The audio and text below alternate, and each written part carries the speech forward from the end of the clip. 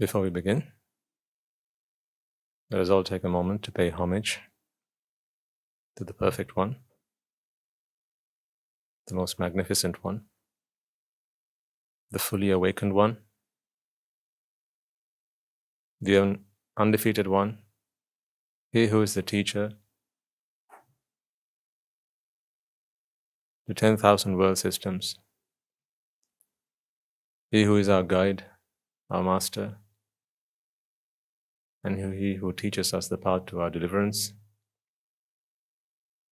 Let us take a moment to pay veneration to the Supremely Enlightened One, and as we do, remind ourselves our purpose, our objective, our ambition, why we are here. So let us bring our hands together and chant the Namaskar. Namo tassa bhagavato arahato samma sambuddhassa. Namo tassa bhagavato arahato samma sambuddhassa. Namo tassa bhagavato arahato samma sambuddhassa. I hope by now you're beginning to realize that we live in a self-centric world.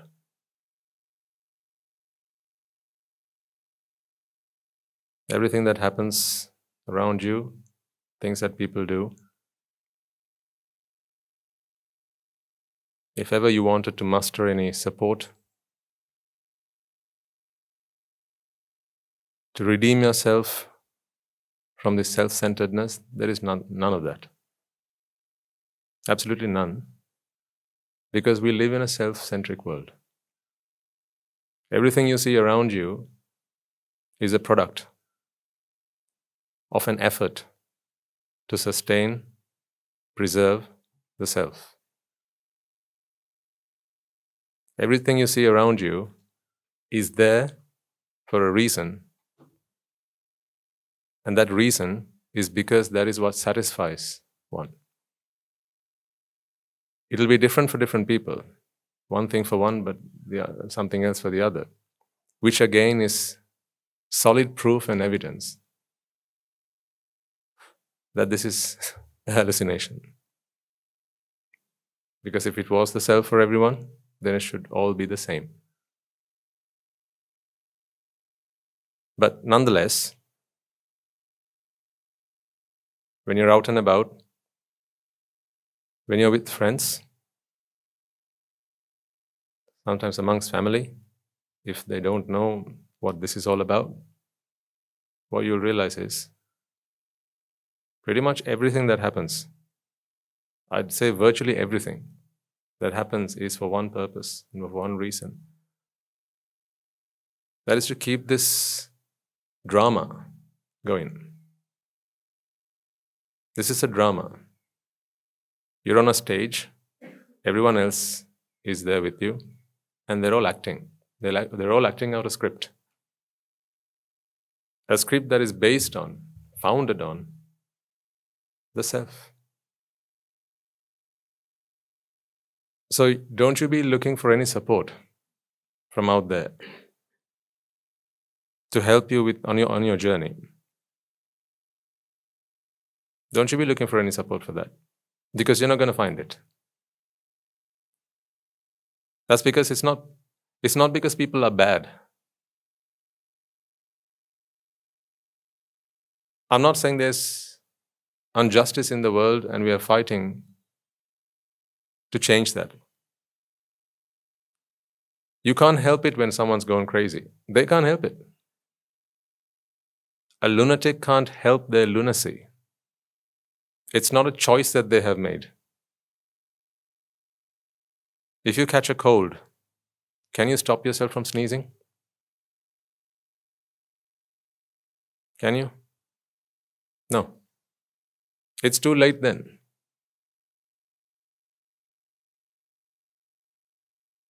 That's why the best form of treatment is prevention. not treatment, but the best way to be safe is to prevent. But once you have been infected, then who knows when the cure will come. So you walking around, going places, being with friends, going to the theaters, the cinema, the shopping mall, the supermarkets,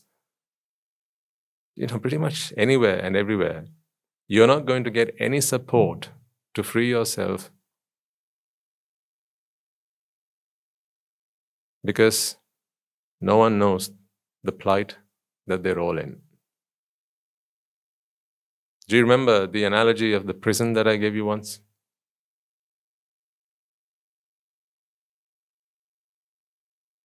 If you were imprisoned, when you could understand what's going on, you've committed a crime, right? At least then you know you have been imprisoned. Meaning, you will always want to get out of it. But imagine a child being born to a man and woman who are in prison. What do they know about the world outside those four walls? Do they? Is there a way that they could? No, because that's all they've ever known. So there is no inspiration, there's no motivation, there's no determination, and there's no discipline to get out of there. As an aside, the reason I mentioned those four words is because it is those four words that will get you out of this myriad. You need inspiration to see a destination. Inspiration will show you that.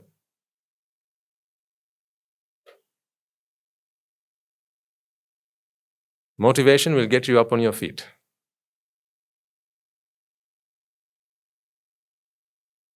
Determination will keep you on the track even when things go out of plan. But it's discipline that will get you there. No amount of motivation, no amount of inspiration, and no amount of determination will get you to your destination. That is discipline, pure discipline. That's the hard work. Do you know why most people are unsuccessful in this world? They're very motivated. People love to listen to motivational speakers, don't they? They get paid by the second for being on stage and giving a good talk. And they should be. Not because they can give a good talk, but because they have walked the walk, and therefore they can inspire others, they can motivate others. But there's one thing they cannot do. They can't be disciplined on their behalf.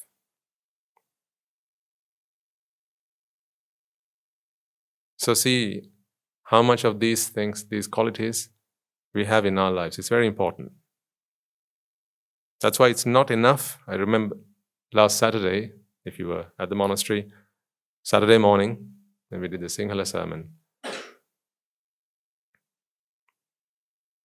I reminded everyone that you can't attain Nibbána the way you are. The way you are right now, you can't get to Nibbána because you need to change. And change is a gradual process. But change has to happen incessantly. It has to keep on happening. But it's a discipline that's going to get you there. And I said, don't wait for Saturday to attain Nibbána. Saturday is the day you come to the monastery, fair enough. It's the day you get to listen to Guru Thero, fair enough. But Saturday is not the day you're going to attain Nibbána.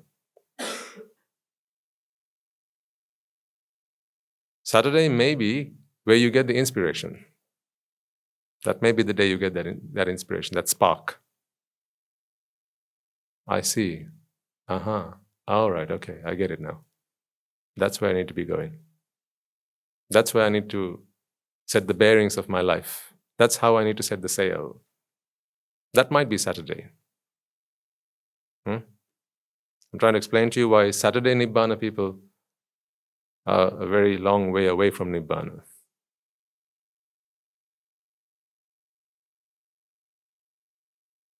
Then you have motivation. A talk can be very motivating. You can do it, folks. You can really do it. Come on, you can do it. I know you can do it. You can absolutely nail this. Now let's get up on our feet and let's get going. And I'm going to be here for you. Very motivating, isn't it? People will get up on their feet. They will.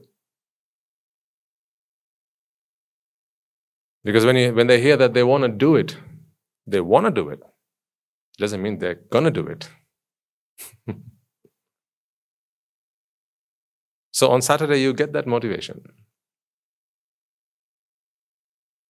When I tell you how short life is, and your purpose here, and how you need to be a blessing to everyone around you,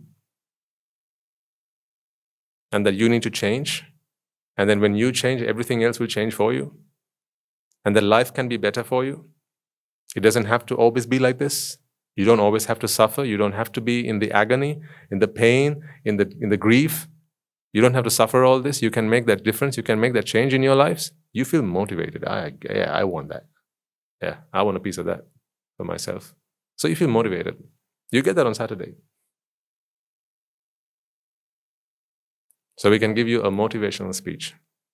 We can give you an inspirational speech, and we can give you a motivational speech.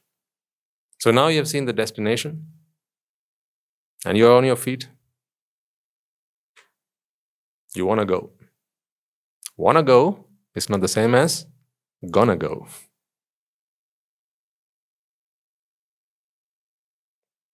This is not me telling anyone off. Absolutely not. What I'm trying to help you is find out where are those screws that you need to tighten a little bit more, just a tad bit more. You do need the inspiration. Absolutely. If you don't know the inspiration, where are you going to go? It's not sufficient to have just motivation. Because someone who has no direction, they're just going to be running around like headless chicken. And if you see any one of them, they don't get very far.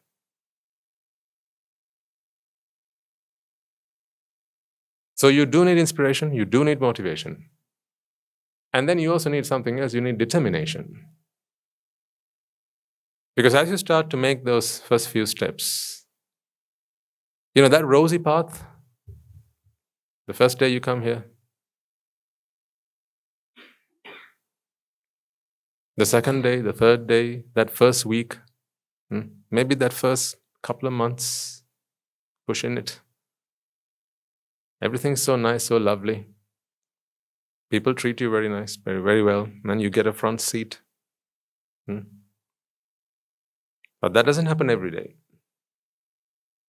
Because when you become a regular, when you become a familiar face, what's the best example of this? Most of you have been in one of these. It's called a marriage. When your face becomes a familiar face, when the newness gets going, right, then you need determination. Mothers, fathers, husbands and wives in the house, you know how much determination you need to keep it all together. It's like herding cats sometimes, isn't it?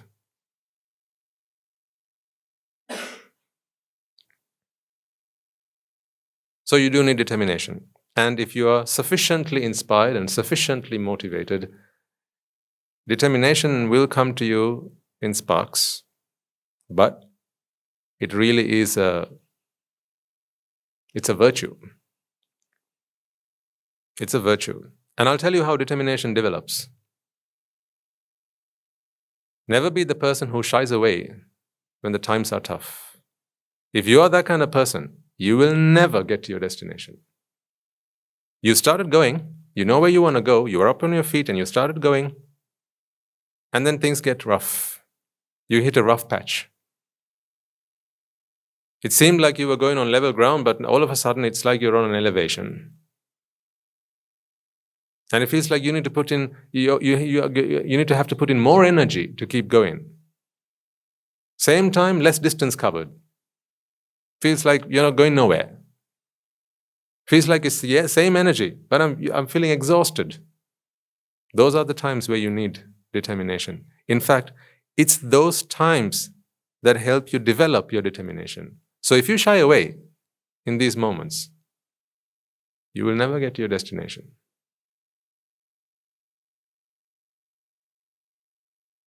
Because determination is a vital ingredient. Just as much as inspiration, just as much as motivation, determination is very important. So see how much of that you have. See what you're lacking. See what you're missing. Tighten those screws. And if there's no screw at all, then go and get one. These are the screwdrivers that will help you tighten those screws, but you need to get the screw. And then we come to the all-important, the one thing very few people have in this world. Very, very, very few people have in this world. And that is the big D. What's the big D? Discipline. Very few people have it.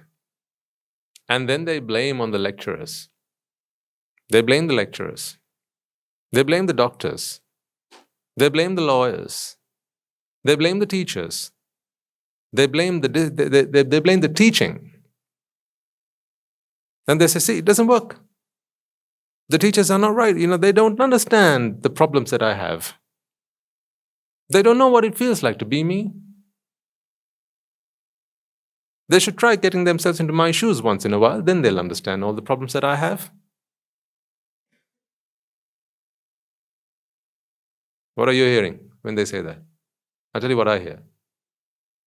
The big E's, they call excuses. When you don't have discipline, there's one thing you do have.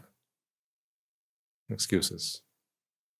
Because you don't like it that you can't get to where you want to go because you feel inspired, you feel motivated, you want to get there. You want to get there, but doesn't mean you're gonna get there.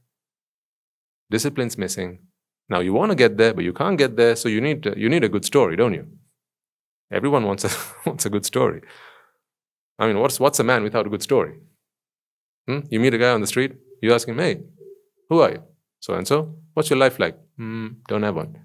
I don't know. What's your story? Where are you from? Don't know. That conversation is not going to last very long. You can't even have chit-chat with someone who doesn't have a good story. So everyone needs a good story. You have one of two things. Either you have good discipline or you have a good story. The other day I was thinking about this, right? When God created man, He made two types of them. One, intelligent, wise, hardworking, resilient, determined, inspired, motivated, and disciplined. These are the people who will work their socks off. They'll work day and night to get to where they want to go. And then He made another kind of person, another kind of man, almost a different species, but they all look the same, so you can't tell. So these guys are the Homo erectus, these are the Homo idiotus.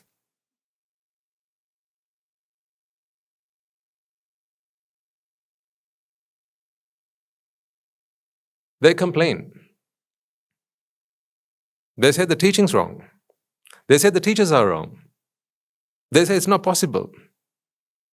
They say you can't do this. How can you expect me to do this? When I'm a mother, I'm a father, I'm a teacher, I'm a lawyer, I've got all these things I need to do. I've got a family to feed. So many things I have to do. I'm sick. I'm tired. I'm old. I can't do all this. I'm too old for that. They'll say that. I'm too important to be doing these things. I should be sat up here, not down there. I'm too important for that. So God created this species, for what? For the entertainment of the other species. So he made the doers and he made the jokers. So the doers could look at the jokers and have a good laugh as they go on their journey to their destination. Question remains, which one are you?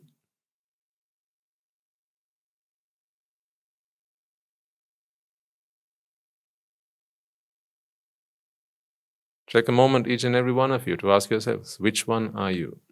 Are you a doer or are you a joker?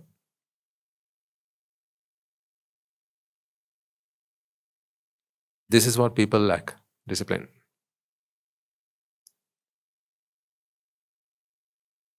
Life is not cruel. Life is not unkind. You know what life is? It is what you want it to be. It is how you see it. If you're someone who wants to change, right, you need circumstances to come your way so that you're inspired to change. You're motivated to change. You have a reason to change. Why do you need to change if there is nothing that needs you to change? So for someone who wants to change,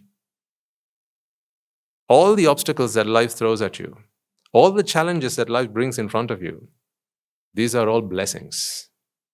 So I don't think that life is cruel or unkind. I think life helps you. If you want to see it that way. A teacher's admonition is medicine for the soul. A mother and a father telling you off when you've done something mischievous or naughty or something you shouldn't have done is medicine for the soul.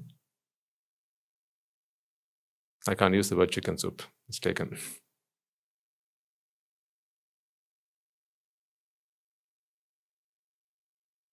Only if you see it that way.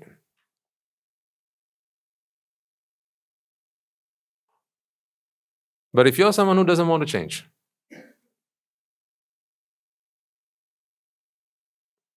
if you're someone who just wants it easy, what is easy after all? You know what easy is? Let me give you a simple definition of easy. When you don't want to change. That's what easy is. See, we can rewrite the dictionary. Right? Someone asks you, what is easy? I'll give you a simple answer. When I don't want to change.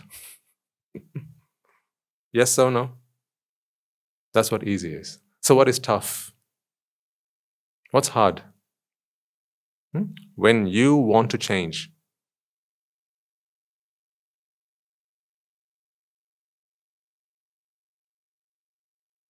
You know. When the going gets tough, the tough gets going. But for that, the going has to get tough first. Because what happens for that man who wants to change? They'll embrace the opportunity, that tough opportunity, and then they'll realize, I have to change. It's tough. This is tough. I remember the first time they asked you to work some math. In math class, they asked you to work 2 numbers, add them up. Someone asked you, what is 2 plus 2? Oh my God. I only just learned the number 1. Didn't that day happen in your life? But today, you'll work those numbers blindfolded. Front to back and back to front, left to right. But there was a day when the going got tough. But that day you had no choice because you had your parents around you, you had your teachers around you. Do it. You're not going to get up until you work through those sums or detention. No TV until you change. This is what we need to be grateful to our parents for. They said, either you change or you change. You can choose. In my life, I was full of choices. Either you change or you change. That's what Guru Tero tells us. But you know what? He doesn't tell me in those words, but that is what he says. Either you change or you change.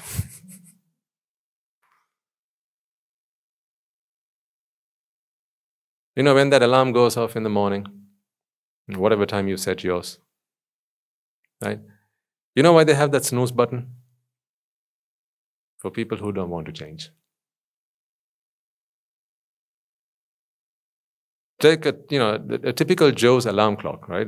Just the average man. Take their alarm clock, and because on these devices they have the words printed on them, right? The hours button, the minutes button, and they have the alarm button. Then they have there's another button, but there's nothing written on it. You know why?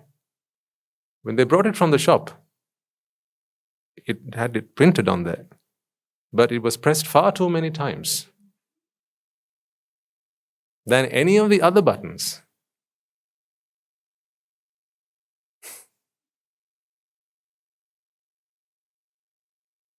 So if you see a clock and there's this suspicious button,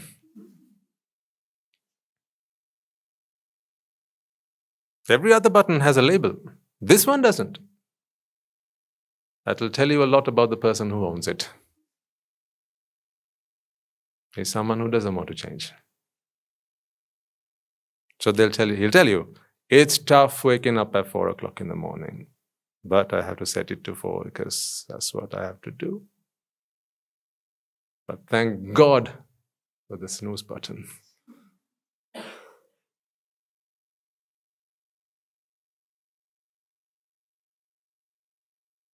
Don't be a snooze button kind of guy. It's not going to get you very far.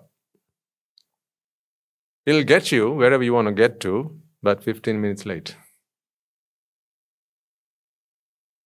It'll get you where you want to get to, but 15 minutes late. Why 15 minutes late? Yeah, that's how the snooze button works.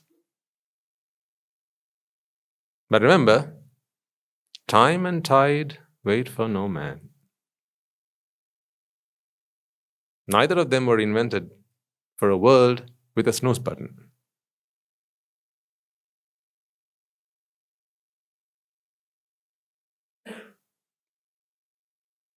This world is full of lazy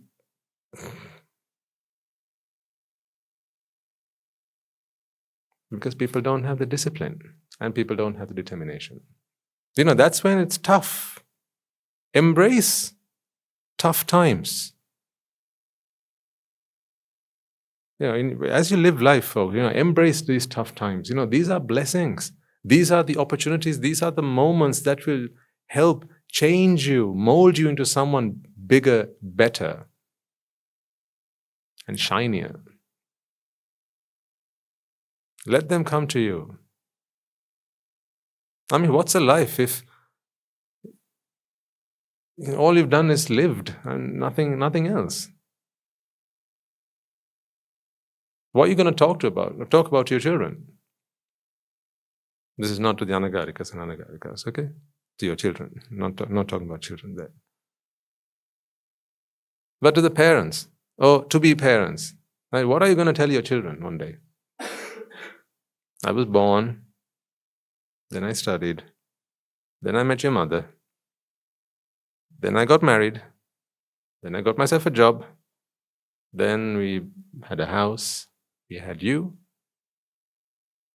and we are here. What has he got to learn from you? Not much. But for someone who's lived a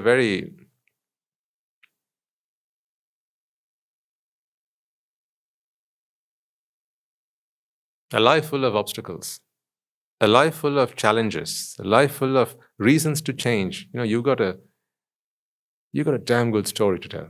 Not that kind of story, not the excuse kind of story. You have a saga that you can tell someone about. That is what's important. But this is not to tell anybody a story. This is so that you can get something out of life. So, why do most people in this world complain and moan and tell other people off and blame the teachers and the lecturers and the talks and the sermons? It's because they don't have these things. They don't have the determination and they don't have the most important part, that is discipline. Now, I want you to ask yourselves, which of these components do you miss? Do you lack? Are you short on? Is it inspiration? Come here on a Saturday, I'll give you some. If it's motivation, I can give you some of that as well. If it's determination, I'm afraid there's very little I can do. And if it's discipline, there's nothing I can do. In 100 years, you'll be exactly where you are. But you'll be inspired, you'll be motivated. If you don't have discipline and if you don't have determination, 100 years from today, you'll be where you are. That is why the Buddha says, one day lived with discipline is far better than 100 years lived without.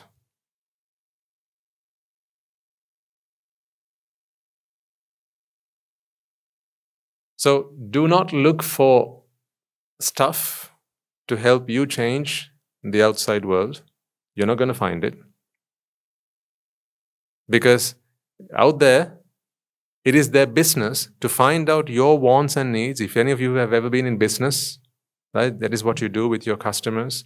Yeah, it's an important part of good business to go and find out what customers want. Yeah, not to tell customers how they should change. Now, imagine you're doing a restaurant, or perhaps you're doing a restaurant. A customer comes and complains, "There's a hair in my samosa." And if the answer you had in return, "Oh, I'm so sorry, sir. I realize that you didn't pay for that, did you? So I'll take it back. The waiter got the order wrong." What do you have to say? "I'm so sorry. You're not here to change. Let us change for you."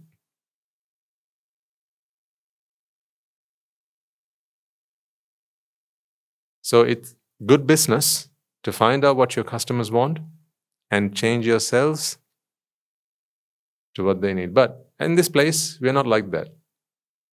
Right? When you take the first step inside, there's a board out there saying, only exclusively for aspirants of Nibbána. Meaning, we ain't gonna change. When you take that first step in, we tell you, we are not going to change. The teaching isn't going to change. The destination isn't going to change. The teachers aren't going to change. So that leaves you with, I wonder who has to change then. Is it not obvious? When I'm telling you, the teachers are not going to change, the destination is not going to change, the path isn't going to change, the Four Noble Truths are not going to change, is it not obvious what needs to change? Absolutely.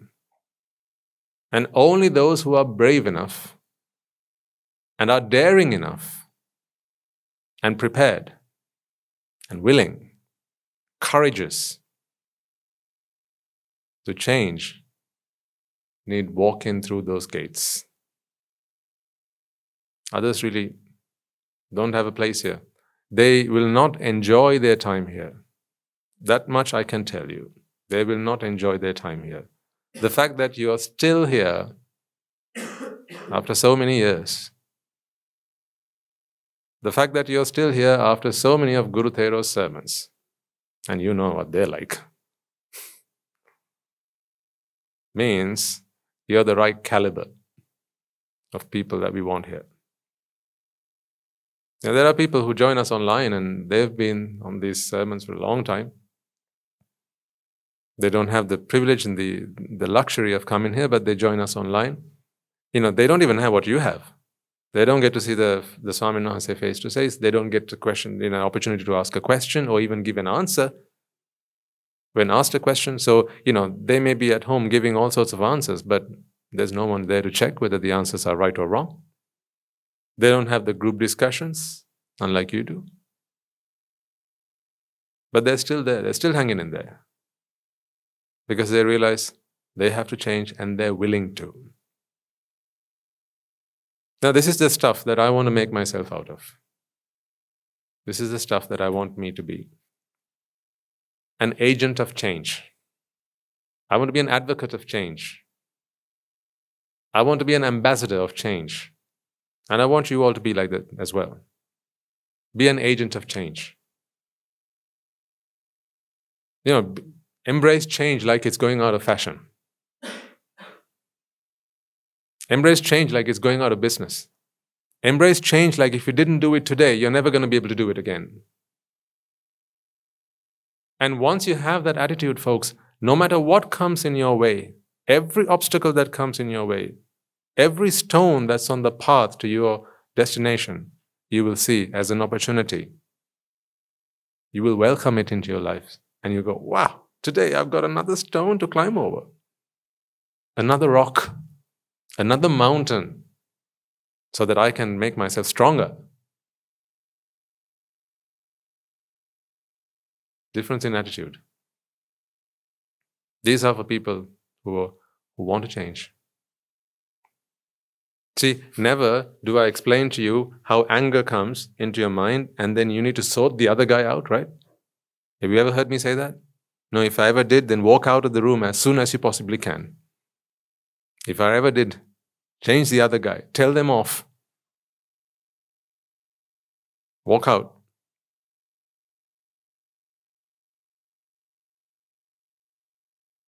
I'm gonna be here asking you to do the tough things in life. The incredibly hard things in life. They're incredibly hard because that is the non-Buddha stuff that's about you.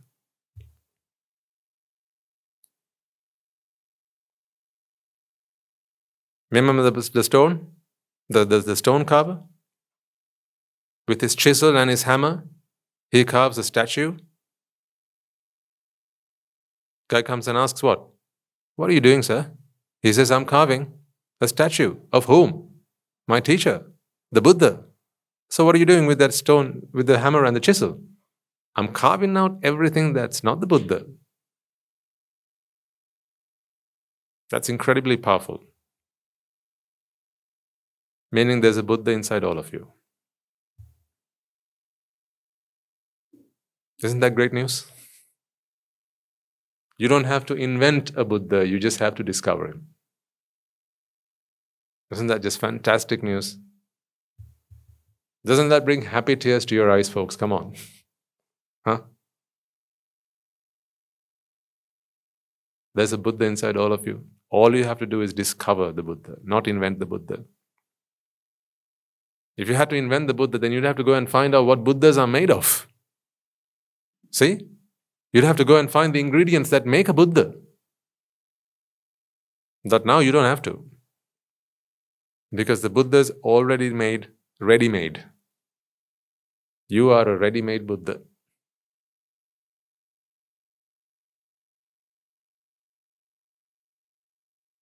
It's just the taints, the defilements that lay on top. You just need to keep on digging. And this is tough. It's not easy, it's tough. But that's what we're here to do. Because every time you move some of that non-Buddha stuff away, you chisel some of that away, it'll hurt. It'll be difficult. It'll be tough.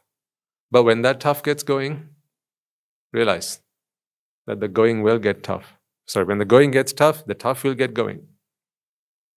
And eventually, when all the toughness has gone, now you can stop and take a good look at yourself. But at that point, there will be no self to look at. Then you will know, my job is done. If you are all agents of change, you will all get there. But remember, that was a motivational speech. That was not a disciplinary speech. I can't give you one of those. I can give you a disciplinary, but I can't give you a speech that's going to build within you, that's going to mold within you the discipline that you need to have. And the reason I say when you get those tough times, not to walk away from them, is because those are the times that will help you build the determination that you need to keep you going on that path. This is virya. You need it.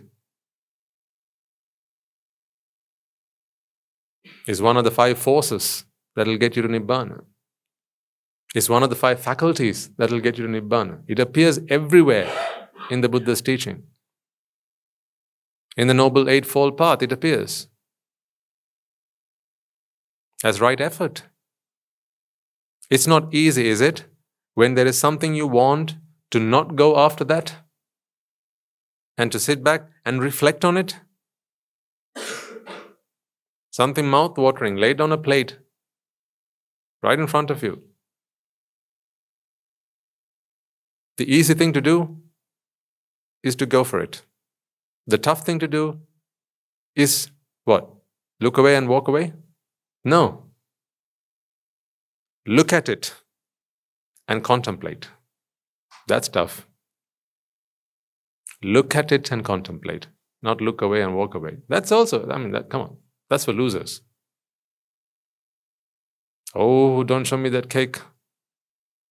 No cake. Oh no, not the cake, please. No, not the cake. Please, not the cake. Please, not the cake.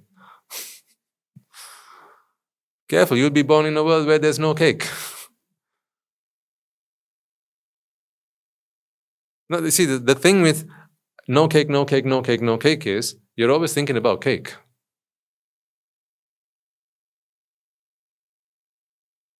So that is not, in my humble opinion, that is not a way to deliverance. Turning your face away, turning your eyes away, looking away from all the things you like, or not having what you like, that's not the teachings of the Buddha.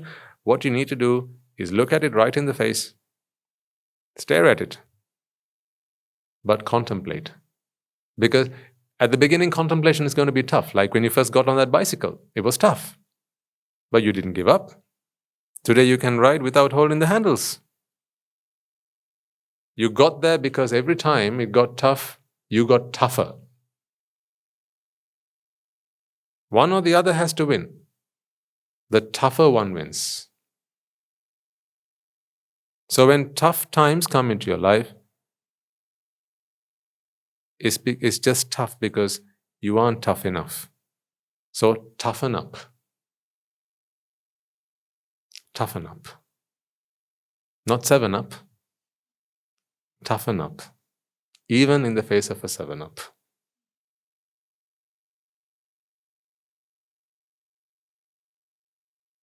And come here and get all the help you need to do that.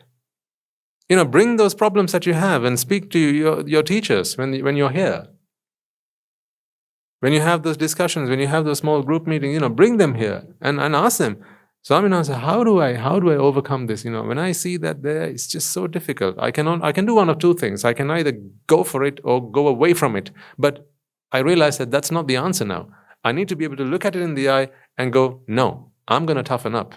How do I do that? There's no point going into the delicatessen and asking them how to do that.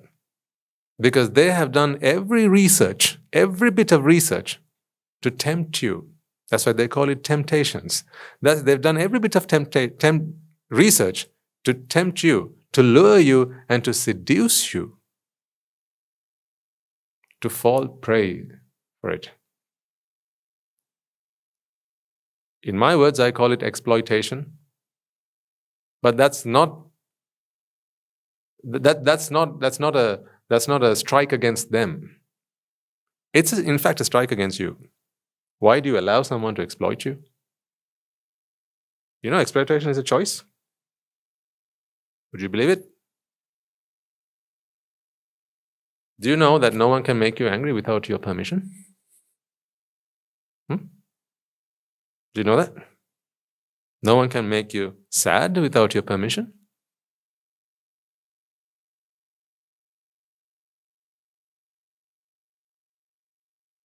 So don't be asking who let the dogs out. Well, you let the cage open.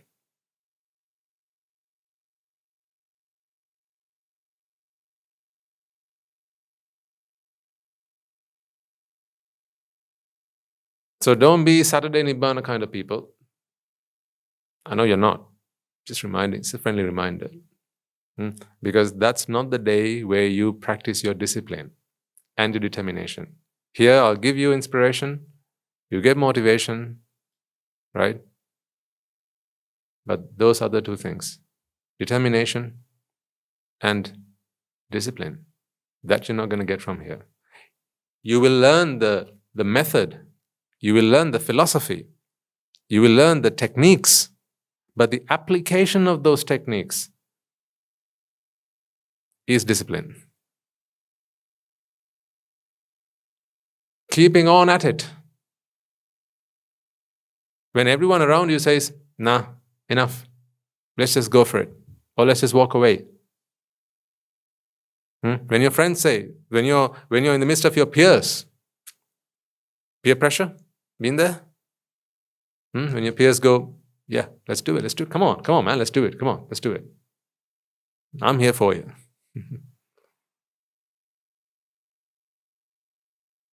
When you're among friends, school, workplace, maybe family. It's not because they're bad people, it's only because they haven't been rightly inspired. Their inspiration is, it's there, that's going to give us happiness. One of the best things, one of the most important things that we learned on our tour, our recent tour, was that we tried to give people the wrong thing initially.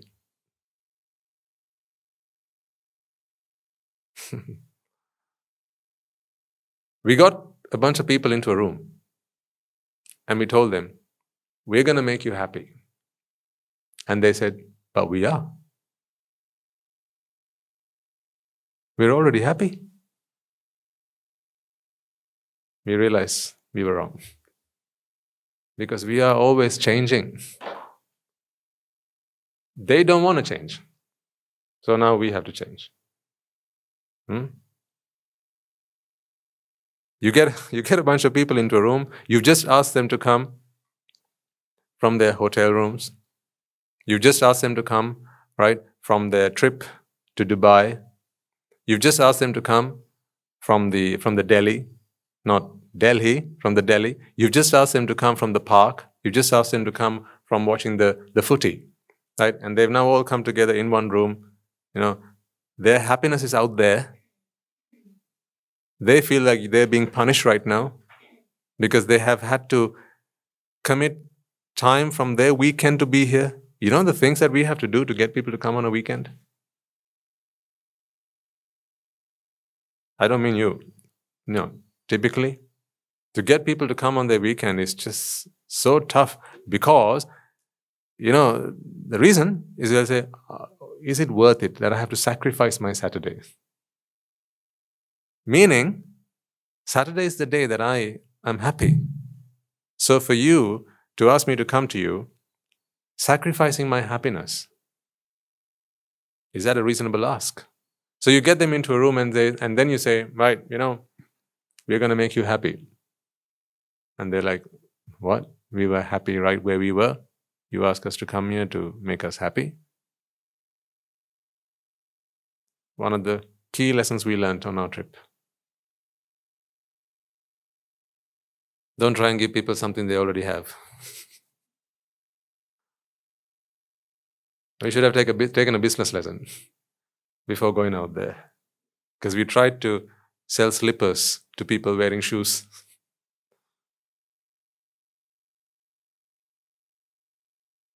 Because they think they know what happiness is. That's the thing. And they look at me, they go, this guy doesn't have even a proper shirt or a pair of trousers. He's here in a rag. He's trying to teach me how to be happy. So, if they have the discipline to sit down and listen to what I have to say for a little while, then they begin to understand. But hanging in there for that time, people are not ready for that these days because happiness is instant. You can expect them to come there, sit down for 5 minutes, and then see if this is what's going to give them that spark, make them happy, right? But after that 5 minutes, they're no longer interested because in their world, happiness comes in 5 minutes or under. Get yourself a packet of Maggi noodles. What does it say? 2 minutes or less. So why wait for 5? If I were to make a new type of noodle, right, and pack it up, and on there I said, takes you 15 minutes, who's going to buy that stuff? No one, right? Right? Someone comes to you, do you have talks? Yes, they're on YouTube. How long are they? 3.5 hours. Nah. Why do them when you have shorts? In less than 1 minute, you can be entertained. You can be made happy. So why listen to a 3.5 hour talk? That's like trying to sell ice to Eskimos.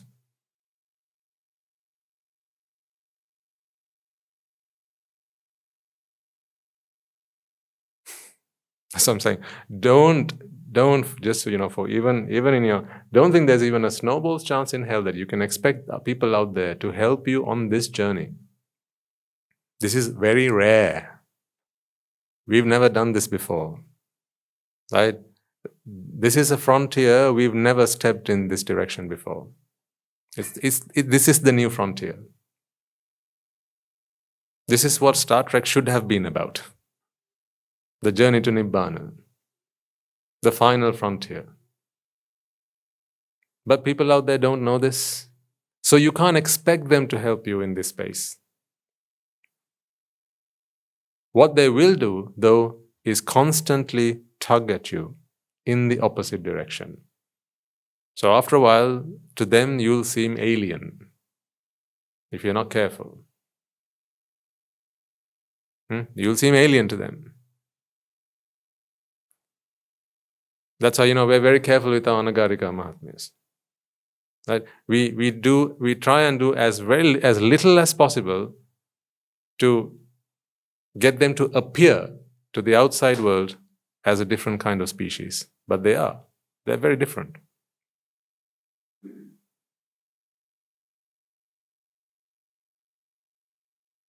They're very different.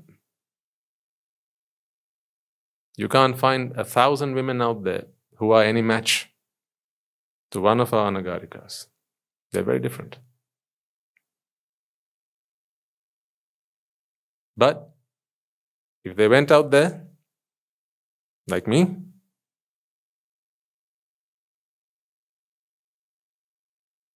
people are not ready for that. People don't want that. And they will not listen to a word that they have to say. But today they do a tremendous service. They're even preaching to Australia.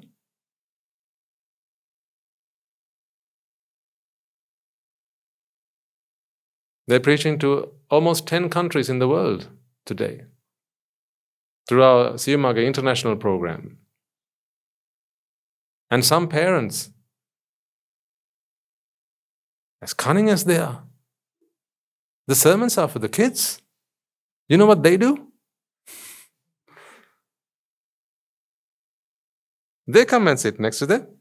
And sometimes the child goes to the washroom or to get a drink of water, but not the mother. She's there.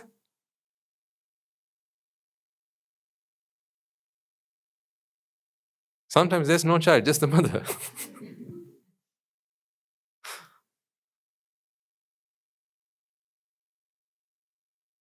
All this they're able to do because they don't look different.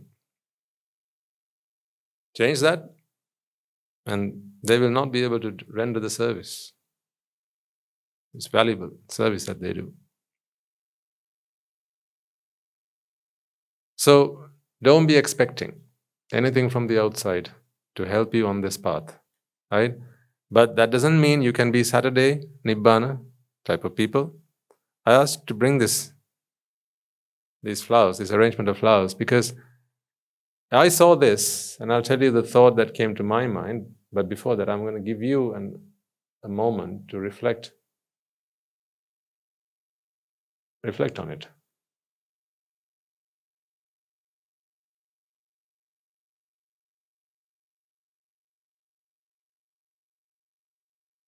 I know it's going to be difficult to see it from where you are, but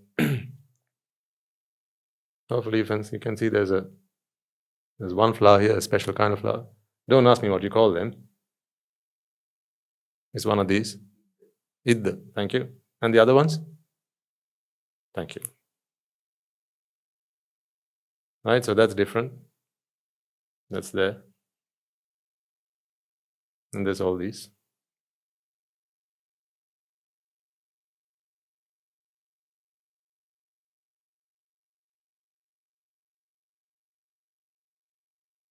As you put this floral arrangement together, there are lots of things that you could be contemplating on that you don't have to do on a Saturday.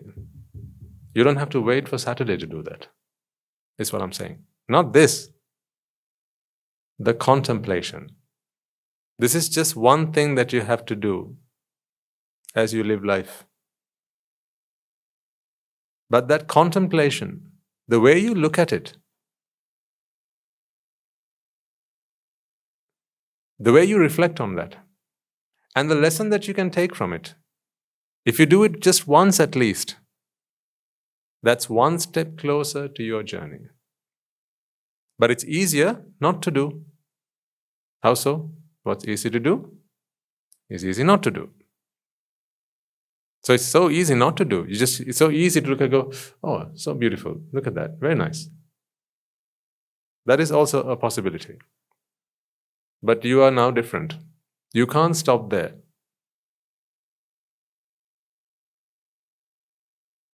Right? You can't stop there. This is my instruction to you. This is my advice to you. This is my guidance to you. I don't want you to put together a basket of flowers and then offer it to the Buddha, thinking in your mind, oh, that's a lovely arrangement of flowers.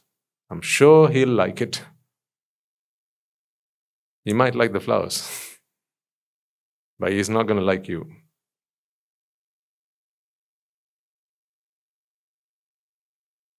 See, lots of things, lots of ways in which you could contemplate on this.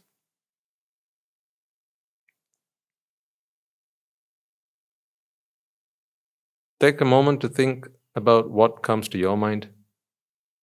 It'll be different. It'll be, and it can be. It's perfectly fine. For each and every one of you, it can be different. But think about what you can reflect on as you see this. Because, that's what I'm saying. You will see all sorts of things around you as the leaf falls from the tree. You can reflect on it. These flowers, they smell sweet, but that's not what this is for. It's so easy to pick up one of these and inhale and go, oh, that's very fragrant. But that's not what this is for. That's what it's there outside for. As I said, don't look for help to guide you to Nibbána unless you want to change. If you want to change, then it's going to help you do that. If you don't want to change, then it'll help you do that. This is very versatile. Whatever you want to do, it'll help you do. If you want the fragrance from these flowers will give you that. If you want to reflect on Nibbána, these flowers will give you that. That is proof then that Nibbána is neither Nibbána, not Nibbána is out here. It's all inside. So think about it. What can you take from that? I'll share with you one of the thoughts that I had. We've been talking about an aggregation. Yeah, we've been talking about an aggregation. This flower right up here is very different from the rest of it. Yes. This is very different from the rest of it. So this right up here, one way you could reflect on this is see whether you see a separate entity or you see the aggregates. How everything simply comes together to manifest something.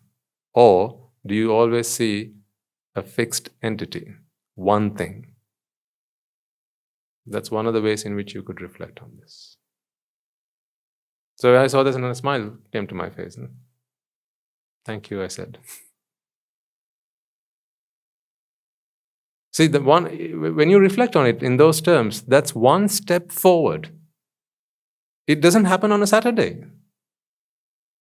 Today happens to be Saturday, but that journey doesn't happen on a Saturday.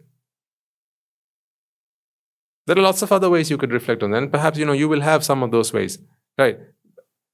You smell the fragrance. If you are keen, if you are mindful, if you're mindful about this, then you got to ask yourself the question, how come it's fragrant?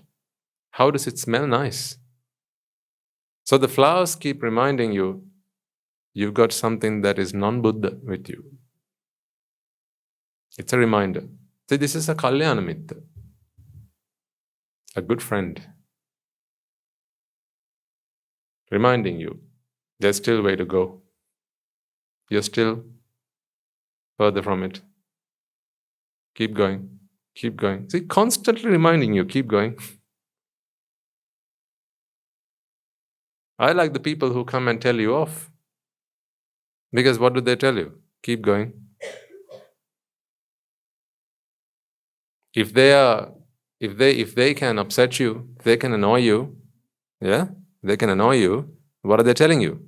Keep going. Because the going is getting tough. The going is getting tough. So they say, keep going. And if you do keep going, then the tough is going to get going.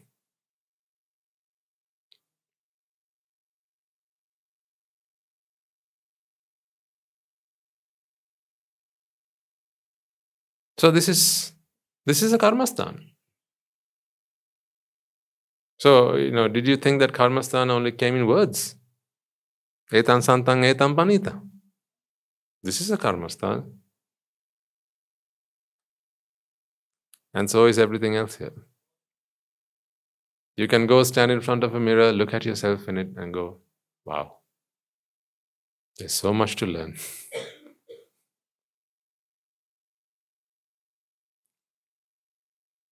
The other day, someone came and said, I'm reminded of my old days when I was in a relationship with someone, right? And thoughts of her keep flooding into my mind from time to time. Swaminathan, so what should I do? I'm reminded of her facial features. She had lovely eyes, Swaminathan. I said, she had what?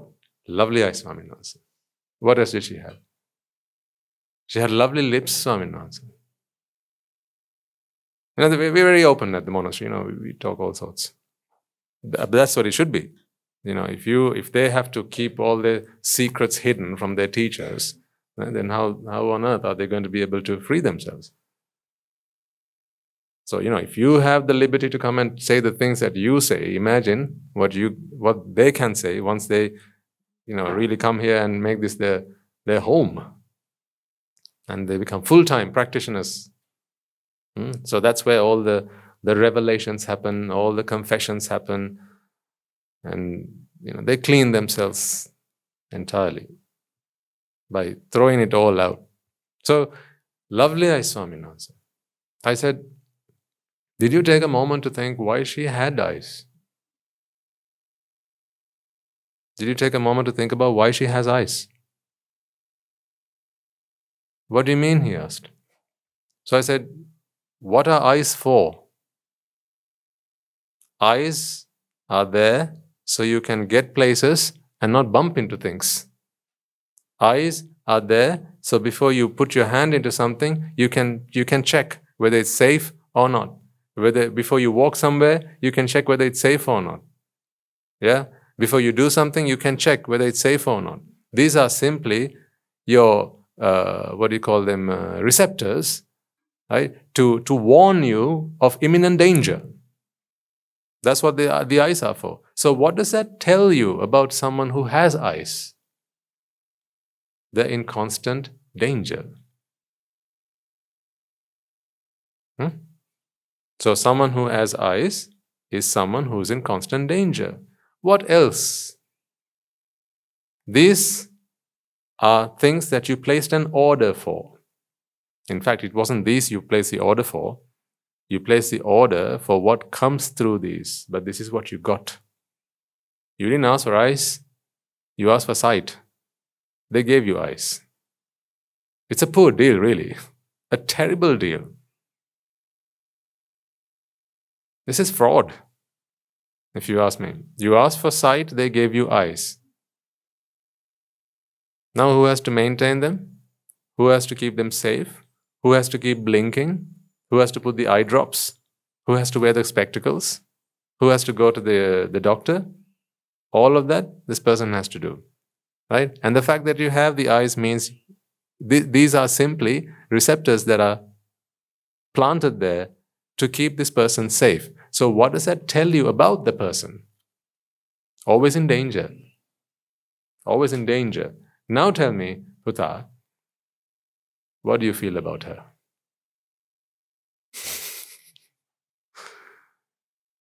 Do you feel the same that you did? The same way you did before we had this conversation? Or what do you really feel about her now? I feel. And he said, I pity her, Swaminatha. I pity her. I feel sorry for her. I feel sorry that she has eyes. I feel sorry that she's had to have eyes. So, how then can you look at something that someone has purely to keep themselves safe, right? And think of it as something that is luring, something that is beautiful, something that is wonderful. It's just there to keep them safe.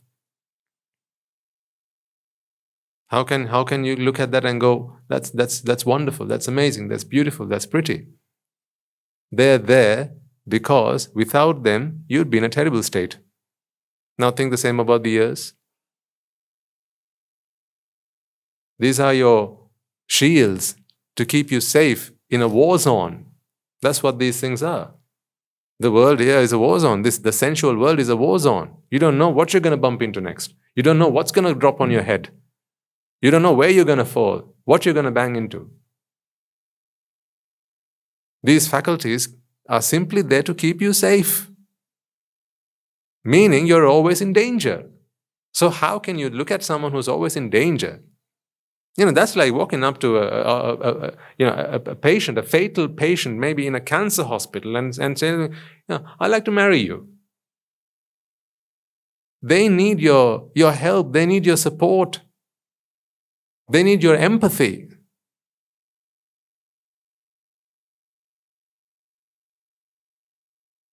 The other example I told them was, imagine if a woman who just got raped came running into a police station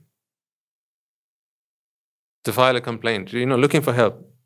Help, this has just happened to me. Imagine if the police officer there saw this woman and realized the plight that she was in and how helpless she was, and asked her to come indoors and said, shut the door. I'll look after you. And he looks after her. If that were to happen, what would you say about that man? He's an animal, right? He's an animal. Now, what are you saying about this girl? She has eyes, ears, a nose, tongue, body, these things to keep this body safe. Because she's always in constant danger, constant fear, in a terrible state, doesn't know what's going to happen next. From the fire, from the wind, from the rain, right? From animals, from predators, from all sorts of threats. Always watching out what's going to happen. Now you sit here and you think, wow, I like that. What would you call yourself then, Putta? I asked him.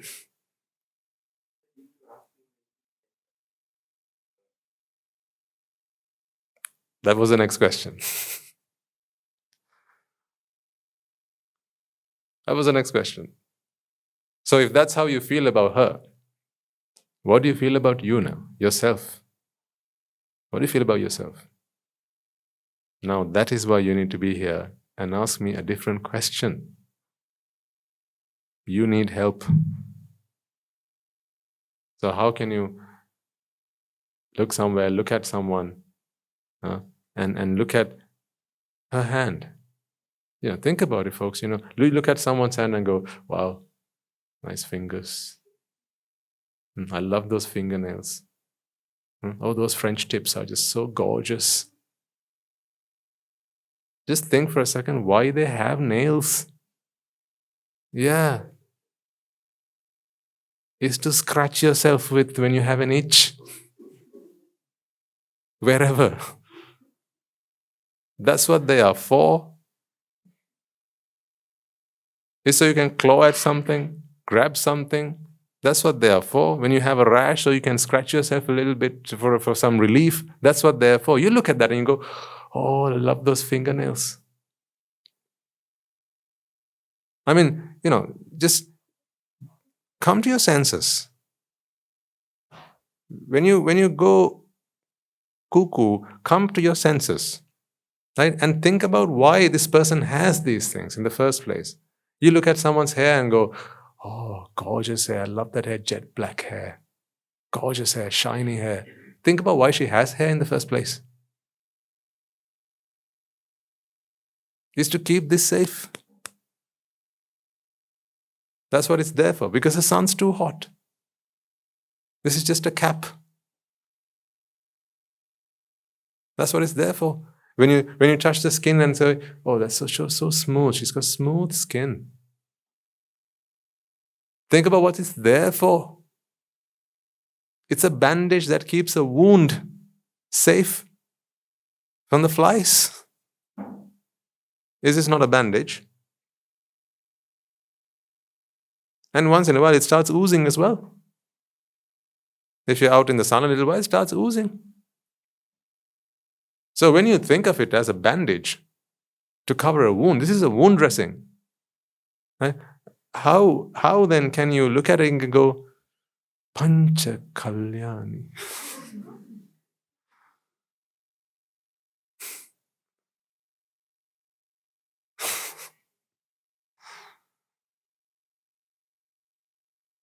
This is what happens when you completely misinterpret the world. This body, we brought it to suffer. That is the truth. Before you became humans, right? Before you dropped down, you stooped to this level. Before you stooped to human level, you didn't walk around on 2 feet. You were free to roam. In fact, there was a time when you were simply an energy, and at least you were simply a mind. You didn't need to eat. You didn't need to sleep. You didn't need to wash or go to the washroom. You didn't need to trim your fingernails. You didn't need to cut your hair. You didn't need to brush your teeth.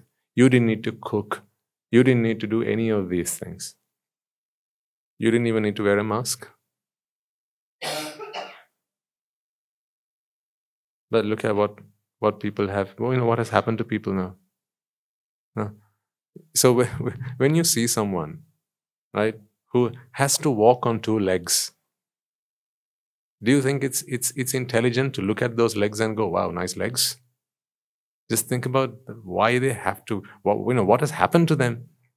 You're looking at someone in a pitiful state, in a plightful state and going, and you're saying that's nice.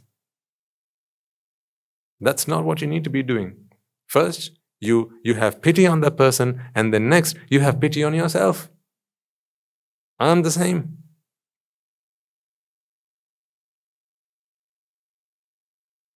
That's what you need to do. These bodies are, they're not temples. This is not a gift. Yeah, that's what it is. It's a curse. It's a ticking time bomb. You know that?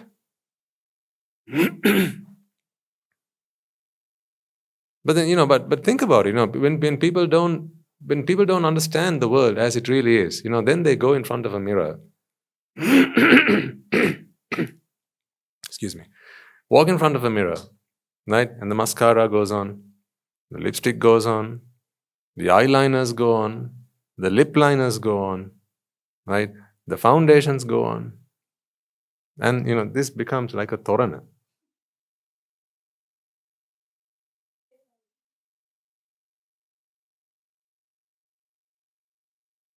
But think about what this is for. The fact that you have eyes is not something to be proud of. The fact that you have ears is not something to be proud of. The fact that you have lips is not something to be proud of. The fact that you have teeth is not something to be proud of. These are all things to be ashamed of. Look what you've done to yourselves. You are not like this. You didn't have to eat to sustain yourselves, but look at what's happened to you today. This is the truth. This is how people need to understand the world, at least, until they begin to understand the Dhamma. Right? Until then. At least until you begin to understand the Dhamma, because this is a very two-dimensional description. I'm not talking about anicca, dukkha and anatta. But at least until you get into that insightful reflection, it'll calm you down a little bit. It'll tame you down a little bit. Give you a moment to get some stability, and to give you a breath of fresh air. Relax, right? You're on heat. Steady. Look what's happening. See what you're contemplating on. Look at what you're tempted by. These are not things to be tempted by. These are things for you to reflect on, and to fall out with. To be disappointed by, not tempted by. So, again, I emphasize the point, don't look for any help or support on your journey in Nibbana from out there. Because, as the good lady just reminded, you'll have to pay thousands to do all this up, right? They exploit your shortcomings, your weaknesses, your handicap. Look at yourself in the mirror and you'll see your handicap. Your eyes are your handicap. Yes or no? This straight nose that you have in the middle of your face, that's your handicap. So don't look at someone and go, lovely nose she got. I don't understand how, I do understand. I do understand. I do understand because I have been as insane as all of them, right? So I do understand how someone can get a bunch of girls to get into their bikinis and go on a stage and then flaunt it all and show it all off, and get chosen as the person of the year. What are they flaunting? Their handicaps. Again, simply, these are all points for you to reflect on, right? I know there's no changing them. That will always happen, and perhaps it is the way the world is, and maybe that is how it should happen. That's why I'm saying that right at the start, right? This entire world is built around the self, sustaining the self, preserving the self, satisfying the self, trying to fulfill the self. It's a self-centric world that we live in. So people are so precious about the self. Why do people commit unmeritorious deeds? You have simple answers to these questions now. Because when there is a self, the self has to be preserved at any cost. At any cost. Would you not do anything to protect and preserve that which is most precious to you? There is one thing that is more precious to you than your most beloved child. There is one thing that is more precious to you than the most precious gems and rubies and diamonds in this world. Something more precious to you than anything. And that is that self. Yeah. That is the pity, isn't it? This perception that you have, that you are an identity, a unique individual, that you are a self. If that was real, then at least we would have been able to say, that was all worth it. But this is just vanity. This is just vanity. This is all in vain. Because after all, you're trying to preserve something that doesn't even exist. That's why the Buddha's teaching, he goes attiyati, harayati and jigucchati. There is nothing of substance here. And all the effort that goes into it, there's nothing of substance, nothing of use, nothing of essence, essenceless. Now you understand why they say it's essenceless. There is no essence in this, there's no substance in this. It's simply the shell on the outside, like the husk of a grain.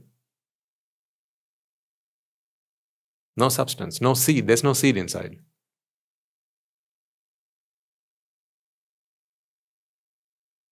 So you can boil it all you like.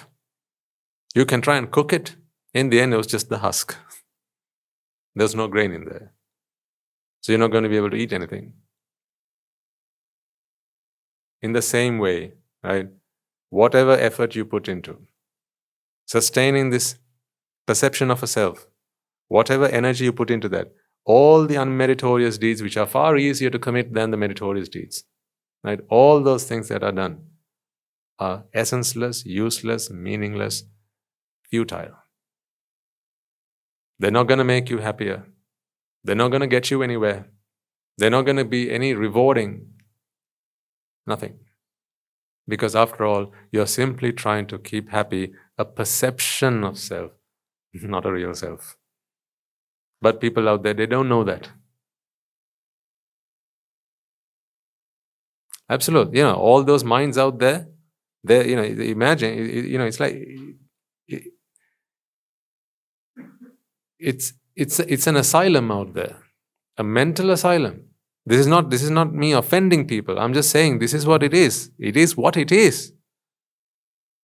A mind that is ailing, walking on 2 feet, thinking that there's a self that has to be protected, preserved, and sustained, and therefore everything and anything that they do is for that. Yeah. Because to the madman, everyone else is mad. Isn't it? To the madman, everyone else is mad. And that is why, that is why they blame, and that is why we always urge you to be careful when you're out there. Try and mix. Do what you need to do to mix and mingle with them, but knowing that you are not one of them. Be with them, but don't be one of them. You're going to have to be with them. If you're out there, you're going to have to be with them. But don't be one of them. Don't be like them.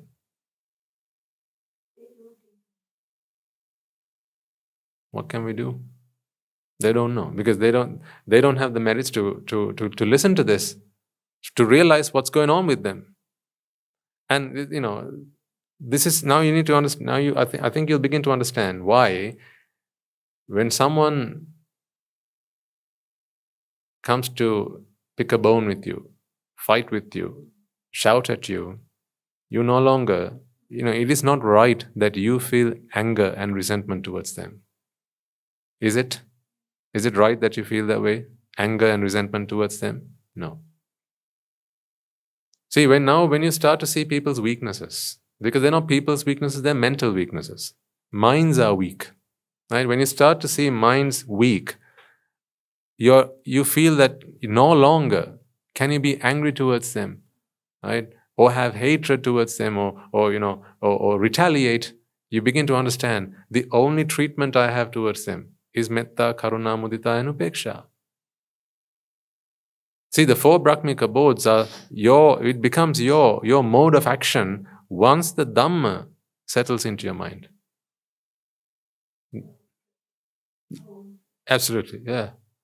Because Anaryan Brahmika boards and Aryan Brahmika boards are very different. A mother's love for her child is not the same as an Arahant's love for all children in this world. Children of all sizes and of all ages is no match, because it's not the same thing. Same words, but different entirely. Nothing could be more dissimilar. So, my quest, right, my effort here is to help you all achieve that. right? To become someone who can be compassionate to the world, not because it's a nice to do. I don't want that. It's nice to be compassionate, isn't it? It's nice to be kind to people. No, that's not what I'm here for. My quest is to try and instill this Dhamma within your mind, so that you begin to realize that they are not trying to fight with you because they're angry with you, or they have any problem or issue with you. They have a problem with themselves, folks. That's what they have. They have a problem with themselves. Just think about feelings like jealousy. How sorry must you feel for a mind that feels jealous? A jealous mind is a mind that feels that someone else has something that is of value to me. Therefore, I wish I had it and not them. This is avidya. One of the grave unmeritorious deeds. Absolutely, yeah. And they expect it from you, right? You expect that you have to want the same things that they want. When you're in relationships, when you're in your family, people will want you to want the things that they want. You need to understand why they're like that. Because when both people are pulling the same direction, it's going to help them get them where they want to be. Quicker, sooner, faster, and easier. Again, not with resentment, but look at it out of deep and absolute sympathy. Understanding. That understanding is the understanding that I'm trying to help you get to.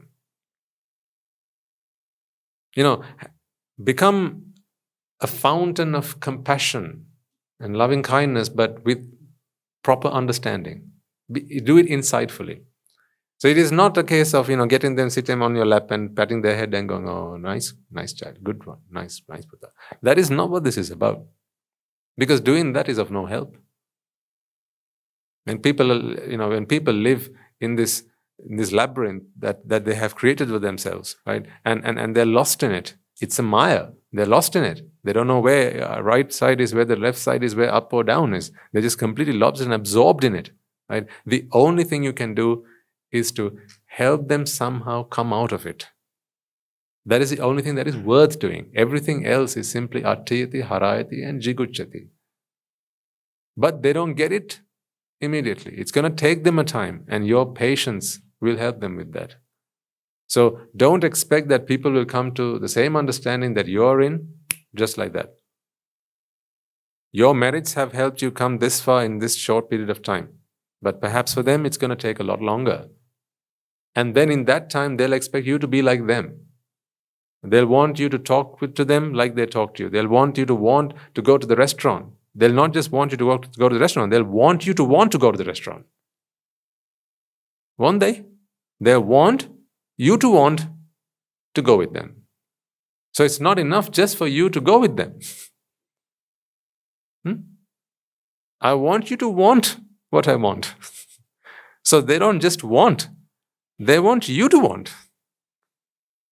Can you see how much they're lost in this wanting business? Because there's one thing that they know. If you want what they want, right, then they can relax a little bit, because you will keep on doing it. These are the really intricate situations and problems that you will find yourselves. But again, right, like I said right at the beginning, embrace them. These are opportunities for you to practice your mettá. These are the opportunities for you to practice your karuná and your mudithá and your upékkha, if that is the time for it. These are those opportunities. Madam?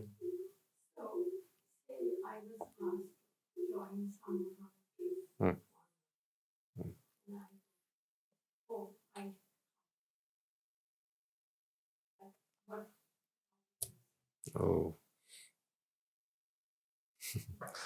So, right. So if you were asked to come on a trip with someone, right, and the alternative was, okay, and the alternative was you coming here, right, and that they're going to be upset. Now, these are not definitive answers, because each one's circumstances are different, right? So it's very difficult to answer a question like that without fully looking at all sides. But I'll give you some general advice. And don't say Swami Mahansa said so, so I did so, right? I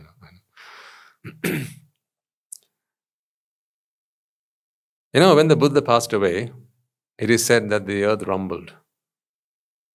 It's not doing that now, is it? It stopped. That was when the Buddha passed away. The biggest loss that this universe has ever seen in recent times. Right? So, now I'm speaking on behalf of Nibbána because I always speak on behalf of Nibbána. Right? That is my camp. Okay? When people ask you to choose between two worldly things, right? It's a very different request to when people ask you to choose between one that is worldly and then one that is geared towards Nibbána. I would always choose Nibbána. Because it is only when I am safe can I help someone be safe. They don't know that yet. When your little child asked you for your permission to watch TV and play sports and be with their friends and not do their homework, what did you do as a mother or a father? When you knew that it was time for them to go and do their homework or time to go to bed because they had to wake up and go to school the following morning, right? You got them to do what they had to do. Weren't they upset? Weren't they angry? Weren't they disappointed? But were they like that forever? No. Because you realize that they don't know something that you do. So you had to make a tough decision on their behalf as well as yours. But they don't know that yet. One day they might. Whether they do or not, it is the right decision. So, I always side with Nibbána. Sometimes I'm very tactful how I side with Nibbána. I'll give you a very, very quick example. I was talking about this to our Swami Mahansa yesterday or the day before. On one occasion, a family came and they wanted to, so the boy had left home without the parents' permission and he'd come here because he wanted to ordain.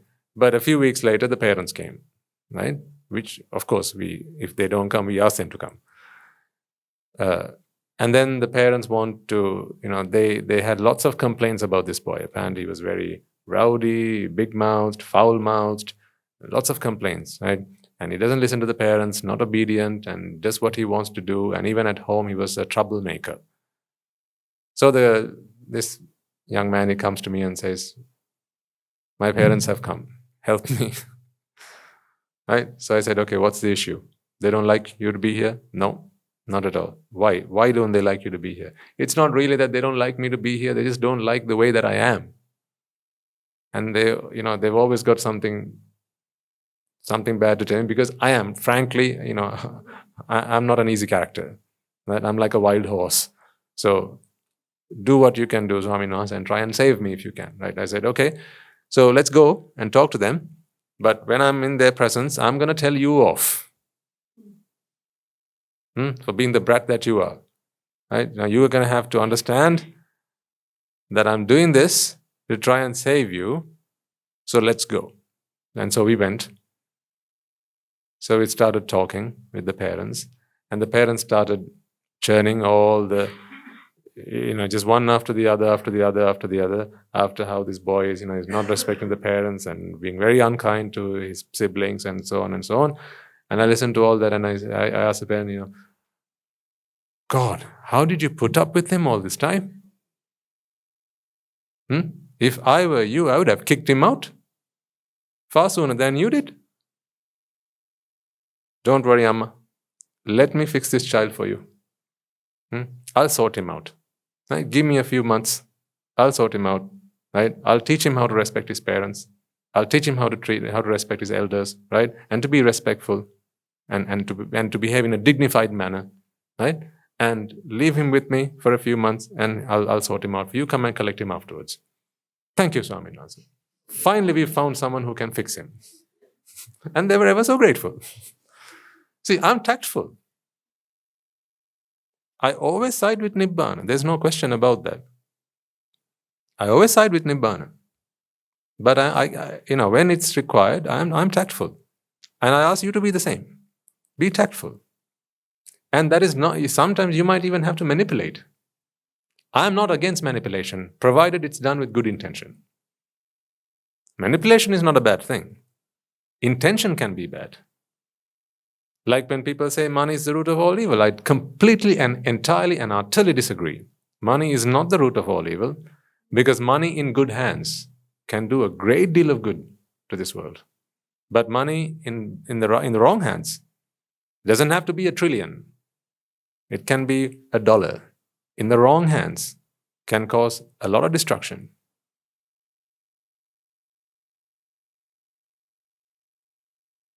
So you can be tactful. And you're going to have to study the situation and understand what is the best way to approach this. Sometimes you'll have to make short-term losses for long-term gains. Sometimes you might have to do that. On one occasion, and he's here in the audience, on one occasion, one parent came and wanted to take her son home because he'd only come for a week, 1 or 2 weeks. And then when the mother had come to collect the child comes up to me and says, Swami, please save me, I don't want to go home, I don't want to go home, I don't want to go home. I said, okay, right, will you promise me that you will work towards your Nibbána diligently? Yes, I will. And will you promise me that you will help everyone and anyone who comes to you looking for help to attain Nibbána? Yes, I will. All right, let's go talk to your mother then. So we went to talk to his mother. And we had a pretty lengthy conversation, and then in the end I said, yes, mother, I think it's right that you should take him home. So I talked to the child and said, when you go home, this is how you should behave. Because this child, he wants to come here, be here, and he's very keen on attaining his salvation, so much that sometimes when his parents or his other relations might stand against that, sometimes he can get a bit loudmouthed, right? And he'll fight back, right? So I said, that's not what you need to be doing now. Once you go back home, right, sing all the praises that you can about all the people that you have at home. How good your granny is, how good your grandpa is, how good your mother is, how good your father is, and how they're the best people in the whole wide world. And then they'll wonder, where did you learn all this from? You weren't like this 2 weeks ago. How come you're like this now? What happened to you? You had your head somewhere.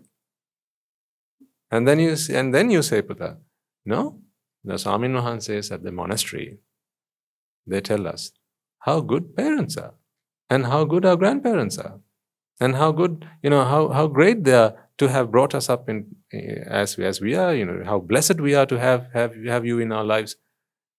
Now, again, this might sound like manipulation. It is, and I'll be the first one to put my hand up and say it is manipulation, yes. But done with pure intentions. Because I know if I save this child now, I will be able to save the mother in a month's time. I'll be able to save the grandmother in maybe 2 years' time. But the only path for them that I see to get the refuge of the Noble Triple Gem is if they let this child come here. But I said, yes, you can go home now. And so the mother very happily collected her child, went back home. 2 weeks later, he's here. And he's been here to this day, and now I see the mother also coming to listen to the sermons. And I think a month later, the grandmother also came, and now she's happy. But imagine if I had kept the child, insisting, no, he has to stay, and I started a fight with the mother, what would the mother then think? She was not willing to budge at that point, not because she didn't want to, but she had other problems. Other people were, twisting her arm, and they wanted to, take the child back. So again, what I'm saying is, sometimes we have to make short-term losses for long-term gains. So you need to be tactful in life. That's with or without the Dhamma. With or without Nibbána, you have to be tactful in life. Is this the first time you heard that? Surely not. You have to be tactful in life, and even in this game, you have to be tactful. But Always keep your mind focused, laser sharp. There's no question about that, right? With crystal clear clarity. Nibbána and nothing else. But sometimes it's not a straight path. Sometimes you have to take a detour. But if you always ask, where are you heading? There's no question, heading towards Nibbána.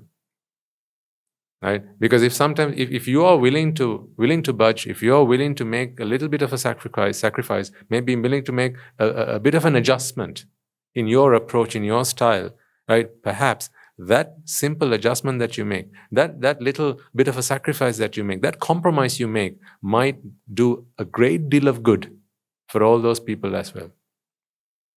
As I say, I can't give you a 100% right answer to that question, madam. But perhaps, just perhaps, maybe, if you said, okay, on this occasion, I'm going to come with you.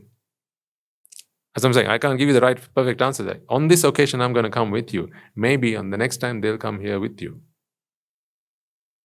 Maybe on that trip, you talk to them about what you have learned from here.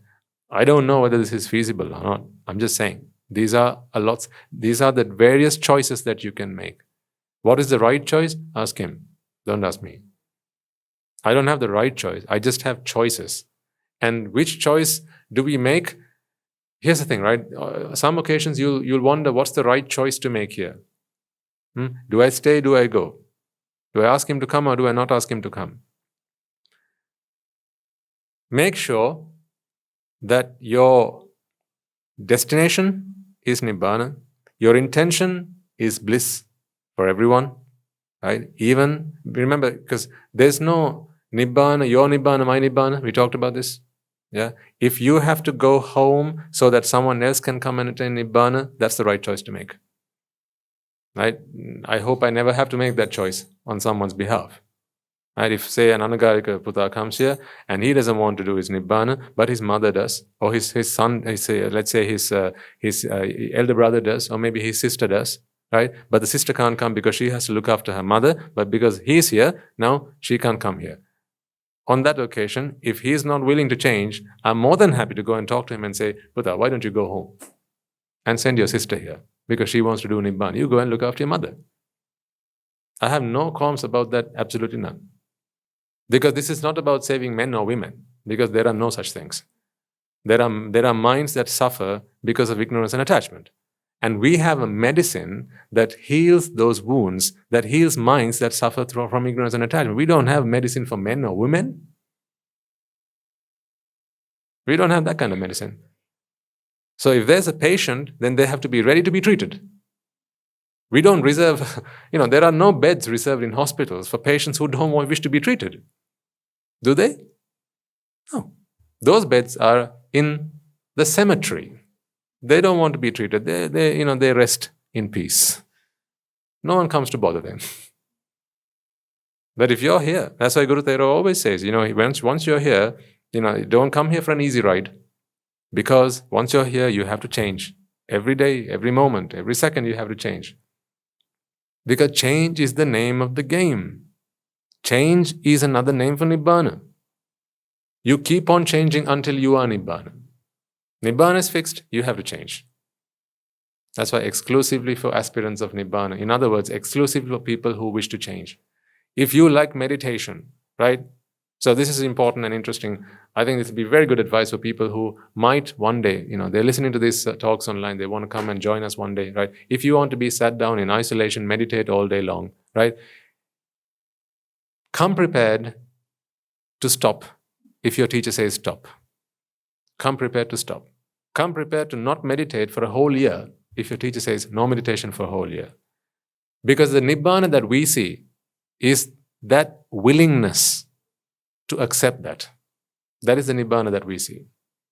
That is why when we talk about our monastery, we don't market our monastery. Market might not be the most appropriate term, but we don't advertise our monastery or market our monastery as a place where you can come and meditate in solitude.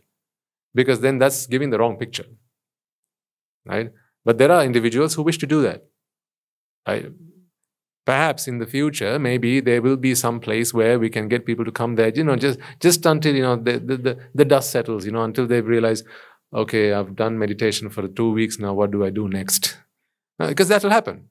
I've meditated for 2 weeks, what do I do next? The question, what do I do next, means those 2 weeks have not really done much for them. Right? So at that point we'll say, okay, you've done your meditation for 2 weeks now? Right. Now let's do what I ask you to do. It's that willingness to change. That is what Nibbána is. If you have anything fixed, I have to do it this way, my way, right? My way or the highway, right? If you have anything fixed, then that is what is going to cause you suffering. We are not here to meditate. We are here to free ourselves from suffering. We are not here to preach the Dhamma or listen to the Dhamma. We are here to free ourselves from suffering. We are not here to ordain. Believe you me, we are not here to ordain. Although it seems like every other man that comes in through those gates, we put a robe around his shoulders and shave his head, right? Although it might seem like it, we are not here. We are not in the business of ordaining people. We are in the business of ordaining minds. That's what we do. So come to change. Change is what we do here. Come and change. Change and go.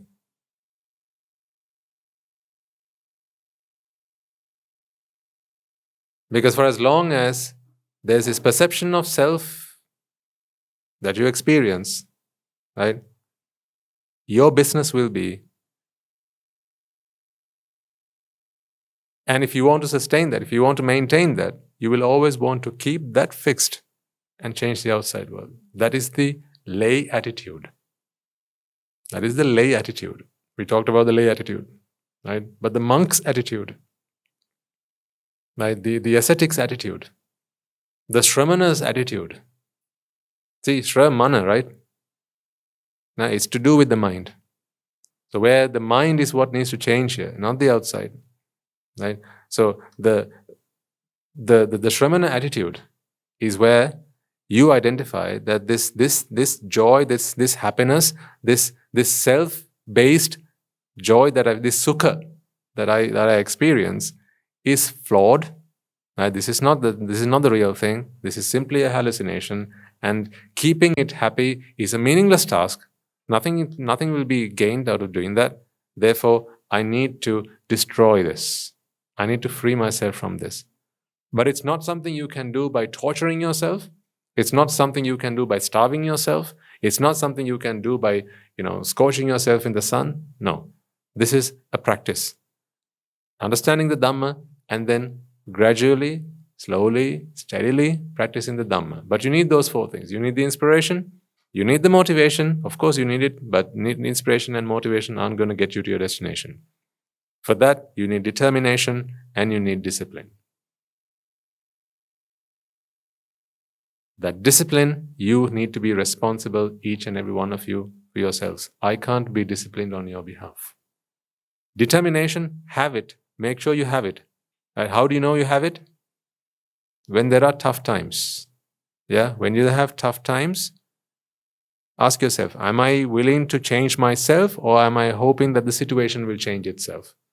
If you're willing to change yourself, that is a sign that you are determined. That is a sign that you're determined. If you want to go to Kandy and you're in Colombo, right? If there's a roadblock, what would you do? If you had to go, you'd find another route. If that road is blocked, you'd find yet another route. That's what the navigator does, right? You punch in your destination and you hit go, and then from time to time, if there's a roadblock, if there's traffic up ahead, and it starts, we are going to redirect you. Rerouting. If you have a compass that is directed towards your Nibbána, and if you are mentally in that mode of I will somehow get to my destination, and that is your navigator, right? Every time there's a roadblock, you will always navigate yourself around those roadblocks, not turn around and go back. When does Tom ever say, no, you know what, you can't go, head back home? You know what Tom is? As a navigator. Right? When does your navigator say, Jane? Yeah, remember Jane on TomTom? Jane is the navigator. Jane is the voice on the navigator, the artificial voice. So Jane, when does Jane ever say, you can't go to your destination, please head back home?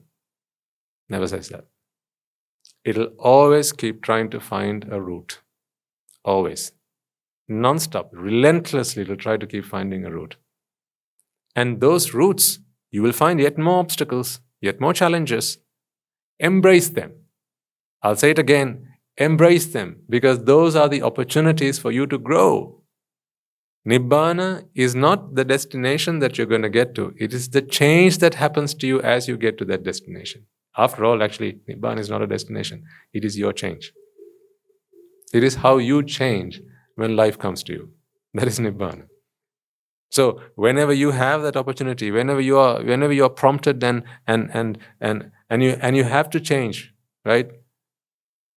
That is a chance, that is an opportunity to do Nibbana. That's why I say that doesn't happen on Saturdays. It happens on every other day of the week. It happens when you realize that the rice is running out and you're not going to get any lunch today. That's when it happens. It happens when there's a seat that you always sit in here, and you come in on one fine day and someone else has taken that seat. That's when Nibbana can happen, if you do it. That's when Nibbana can happen.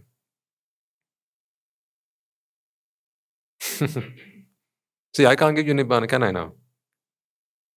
If it's your change, how can I give you Nibbana on a plate?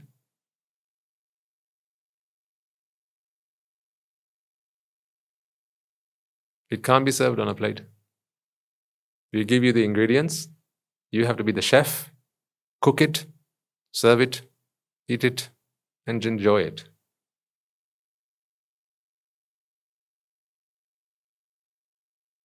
Your understanding of the Dhamma will soften you up.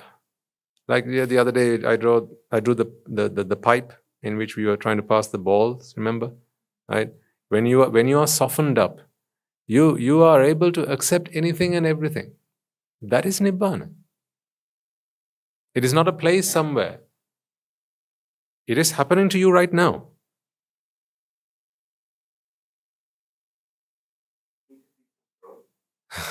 Not today. That is Nibbana. So I say again and again, embrace change.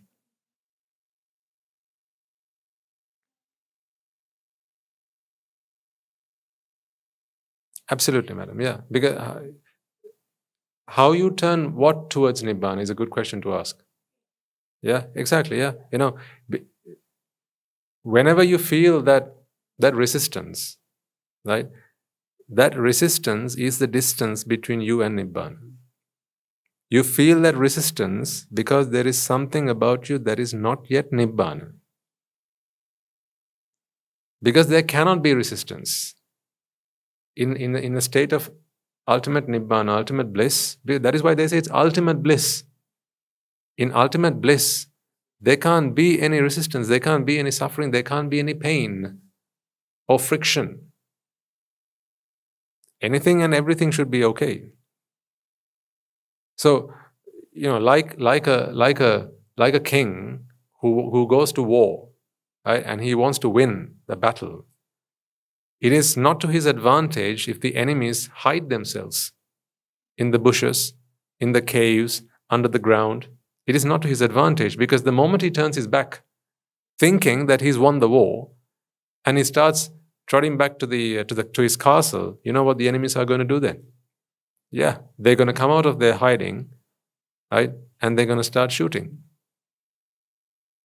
So it's in a king's advantage that all enemies come out of their hiding and show themselves, so that the king can go and shoot them down. So if you are true warriors in the Dhamma, then you must be glad that there are situations that come to you. Problem situations, issues, challenges, and obstacles. Because those are the obstacles, those are the challenges, those are the enemies that you have to kill so that you can then become king. You can then become victorious. It is not the situation itself that is a problem. It is your attitude towards those situations that is the problem. Because the same situation presented to someone else will cause them no bother at all. So how so? Because to them it is not a problem, but to you it might be. This is proof that the situation is not the problem. If someone gives you red rice, you don't like red rice, you like white rice. Red rice is not the problem. Neither is white rice. But if you're not happy about the fact that you've just been served red rice when you wanted white rice, that is the problem. Because you're not prepared to accept whatever has come your way. So this is not a case of forcefully accepting it. That is being patient. Patience is a virtue. It's good. It's not bad, right? Telling yourself, no, I have to accept the red rice because both are same. This is a virtue. But I'm talking about deep inside, when there is actually no resistance to it. When there is actually no resistance to it, not when there is resistance, but you try to pretend that there isn't, that is not what we're talking about. That is patience. Patience is good. It's a virtue, but patience is not the destination. That's not the end goal. Remember, an arahant is not patient. The Buddha is not patient. He is willing to accept all and any. How is that possible? When you understand the Dhamma. When you understand what about the Dhamma. When you understand that there is nothing that is separable. Now that's what brings us to the doctrine. When you understand that there is nothing separable, now you don't see red rice and white rice. Not physically, there you do. But it is not the physical sight that causes you this pain. It's your perception that there is truly a separate kind of white rice and a separate thing called the red rice. And they're very distinct in their own way. Your perception of them as being two separate and distinct things is the problem. And then there's good stuff and there's bad stuff. There are pretty things and there are ugly things in this world. Do you remember the other day I gave you the story of a man who lives in the world, right? He's got lots of stuff. He separates the two, pretty things and ugly things, and then he goes blind. Remember the story? Yeah. And then he goes to the doctor. The doctor promises him, yep, I can give you your sight back. But once you regain your sight, you will only from here on be able to see the ugly stuff. You won't be able to see the pretty stuff. Is that all right with you? And the man says, well, if that's my choice, then I'll accept it. Fine. So please give me my sight back. And he gets his sight back. Now he sees only the things that he thought was ugly. You know what he does in 2 days' time? He separates that lot. He says, these are the pretty things and these are the ugly things. That's what he does. And then, if he was to go blind again, and then again given the option, I'll give you your sight back, but you can only see the ugly stuff, what do you think he's going to say? Oh, yes. And then in the ugly stuff, he'll still find prettier things. Meaning, there was never any pretty or ugly. It was simply a perception. And besides, right, when it's all the same like this, that's not good. That doesn't make you happy. Because you need to find a way to split this up. That's why if there was a basket of flowers, different colors, right, that would always look prettier than a basket of flowers with all the same colored flowers. Because now you can separate things. This ugly and pretty business is simply an excuse that you give to separate the world into two different things.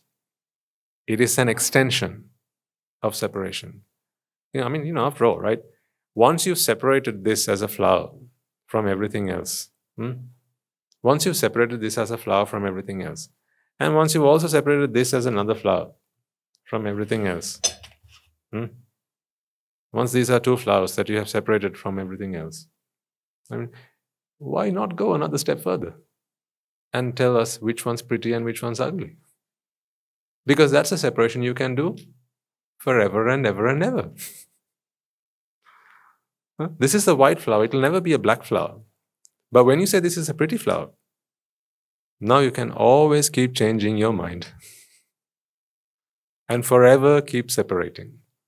How so? Like the example I gave you a moment ago. What is pretty today, you can say is ugly tomorrow.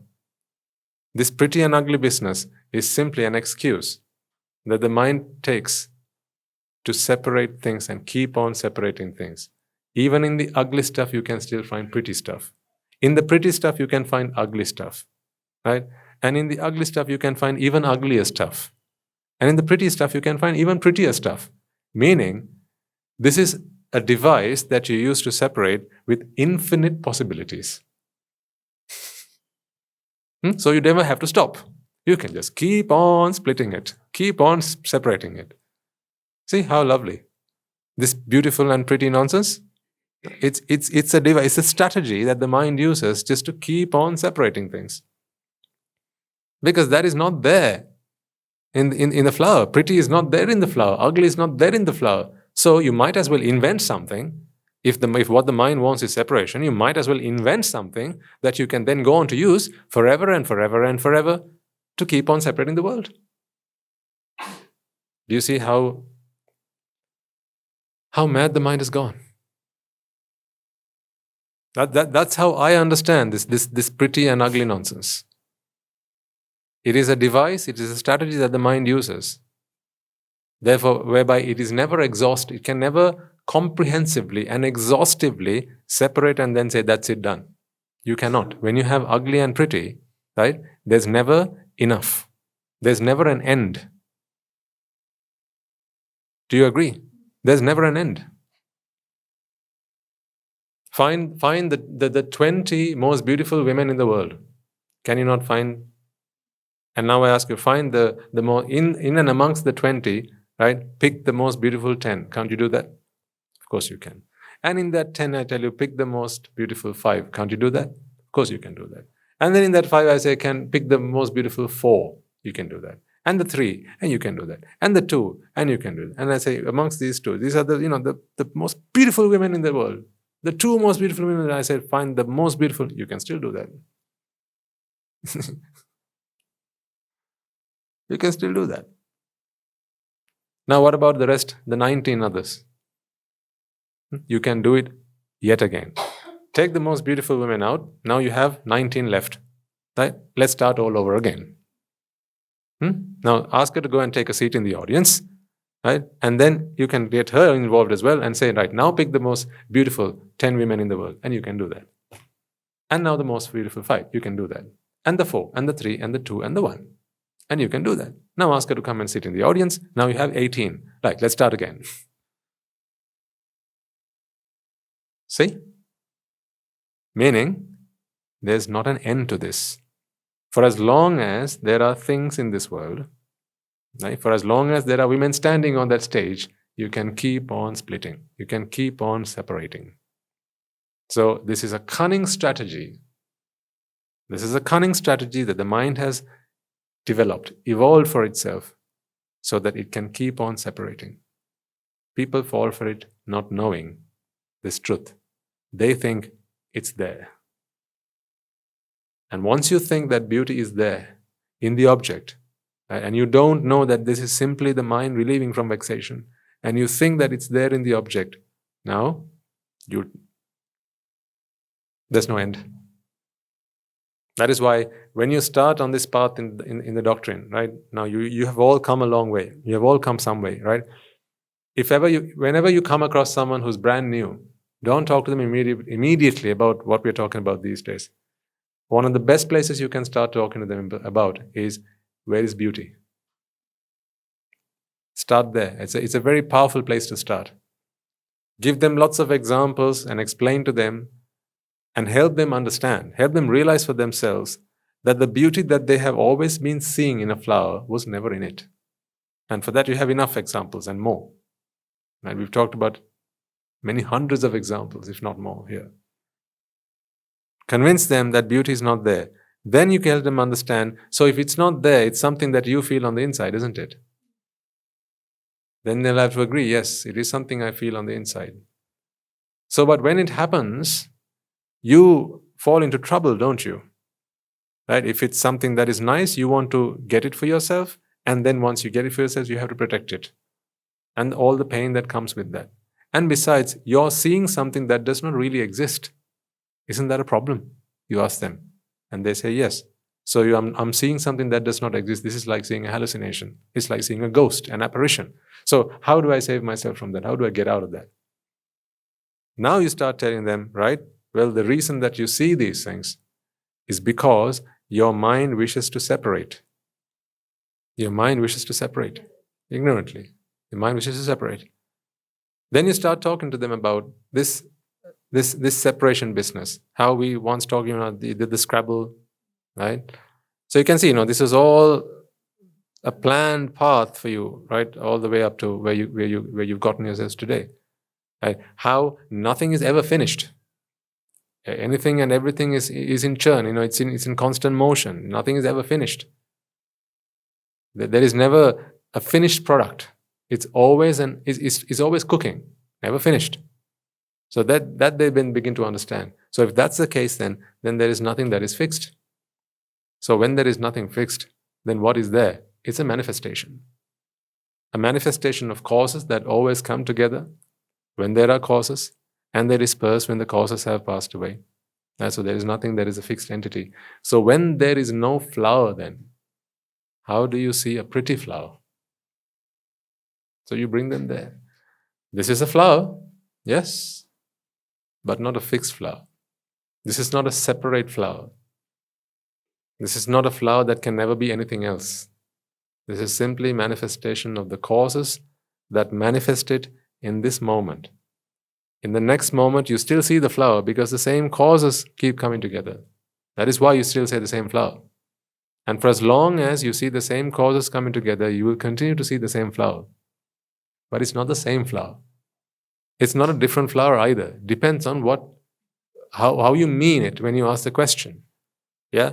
So at what point does it stop being a flower? It was never a flower to stop being a flower. I remember the gentleman asked the question the other day, so why does it only go one way? This withers and dies. Why does it not go the other way? Well, it does. It withers and dies because you have separated a flower in this journey. Yeah, you framed it. In this path, this was once a pumpkin. Or at least we called it a pumpkin because when we say pumpkin, we have a configuration. Right? We have a configuration of energy and matter that we choose to call a pumpkin. There was a point in this energy and matter combination that it took that shape, it took that configuration, so you called it a pumpkin. Today you call it a flower. So this is not a fixed flower, this is not a finished flower. This is not a finished anything. It's in a phase. This is in a phase of change because change is the only constant. So it keeps on changing. So once you understand that, now where is the flower to be pretty? Only when you separate something can you then say there are pretty things and there are ugly things. And that separation, you can't help it when you feel that you are a separate entity to everything else. Yeah. So once you see that, now you begin to realize that this is only a perception that you have about you being a separate entity, about you being a being, right? You begin to understand that concept. And then once you understand that concept, you realize, okay, so this is dukkha. Because now you've seen anicca, you've seen dukkha, and then you understand anatta. Like we discussed last week, sabbe sankhara anicchati, sabbe sankhara dukkhati, and sabbe dhamma anattati.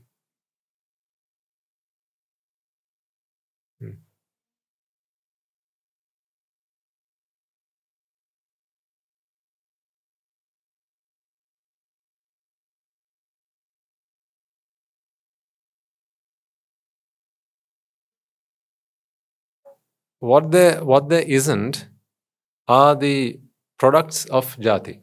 That's what there isn't. But what there is name, form, right? Rupa, Vedana, Sanya, Sankhara, and Vijnana. Those things are there. The Nama aggregates and the Rupa aggregates. Those things are there. But what's not there are these presentations that you project to the outside. Those things are not there. That is why, one person's daughter can be another person's wife. How come the same person can be daughter to one and wife to somebody else? How come one person's son can be another person's friend? It is the projection that you project mentally to an aggregate of name and form, nama and rupa. So these are projections of a mind that also experiences that it is a self. When the mind experiences it is a self, now it projects that selfness or that beingness to everything, including other aggregates of nama and rupa. That's what happens. And the reason that you see this as a very distinct and individual rupa, which is a flower, and not anything else, and this is separate, is because once you wear those glasses, you can't help yourself from seeing it that way. So you're helpless when this is presented to you, right? When you sense a self, you're helpless. You can't not see this as a fixed object. The only time when you can help it is when you start to reflect on the Dhamma, and you start to reflect on the dependent origination process, cause and effect. And when that reflection is running in the mind, now jati is suppressed. And once jati is suppressed, now you begin to see, because the glasses have come off, at least temporarily. When the glasses have come off, at least temporarily, now you see the world as it really is. That all things are in a state of flux. That there are no fixed entities out there. So that is not to say that there is nothing out there. There is matter, there is energy. Yeah, but what there is are configurations of matter and energy. There is not a fixed combination, not a fixed configuration. That is not there. But when you have jati here, you feel that you are something like that. Remember, we talked about this, right? It is the chitta that arises and passes away. How can in one chitta you feel you've done something 10 years ago and still feel that it was you who did that? How is that ever possible? That chitta was not even there one chitta cycle ago. So what about 10 years ago? And then you project things that you're planning on doing in 2 years' time or even tomorrow. And then think about all the pain that comes as a result. You have an exam tomorrow. You're stressing today. This is not the chitta that's going to sit the exam tomorrow. So why stress? See, as I say, now we have answers for exam stress. You don't need to take pills for that. You just need to understand the Dhamma. So if you have someone who has got exam stress, bring them. Hopefully they won't go back again. If they understand this, then they don't have anyone to go back to. Or anything to go back worthwhile for. Because they understand freeing myself from suffering is the only thing that is really worth doing. That is the only thing that's worth doing. Everything else you've done was because you experienced this self.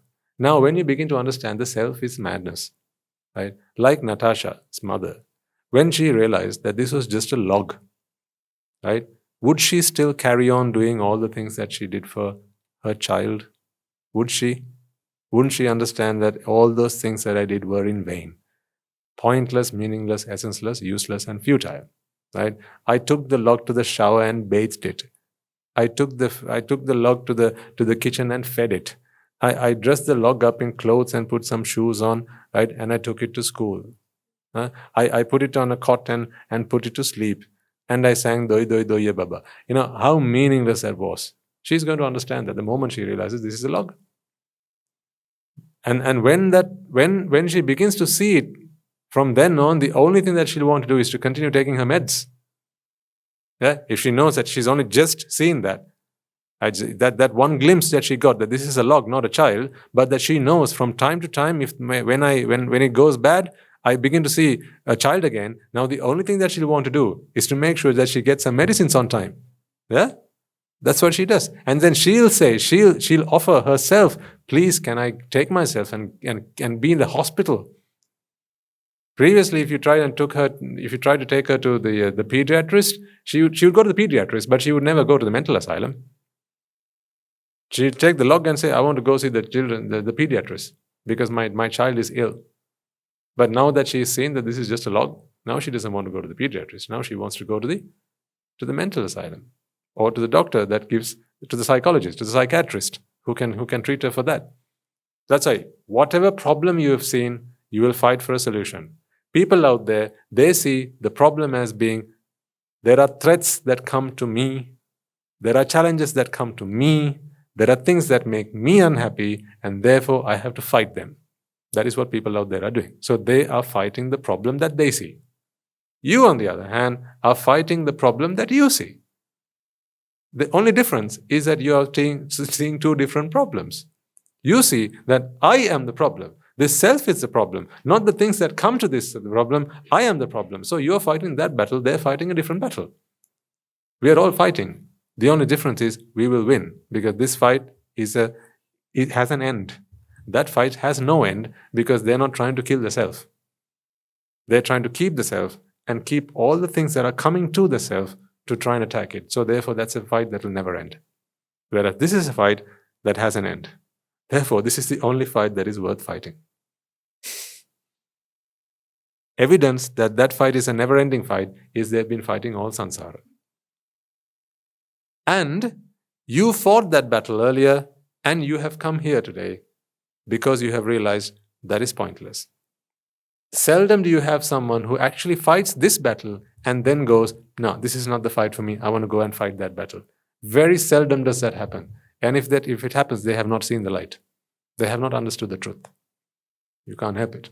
There are, from time to time, there is the odd one that gets away.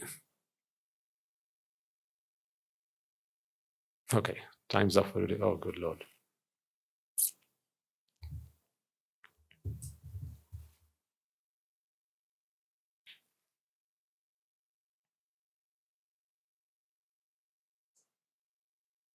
So I took this flower basket to remind you, whenever you're out doing things, right, at home, cooking, cleaning, washing the dishes, ironing the clothes, whatever, make use of every opportunity to reflect on the Dhamma.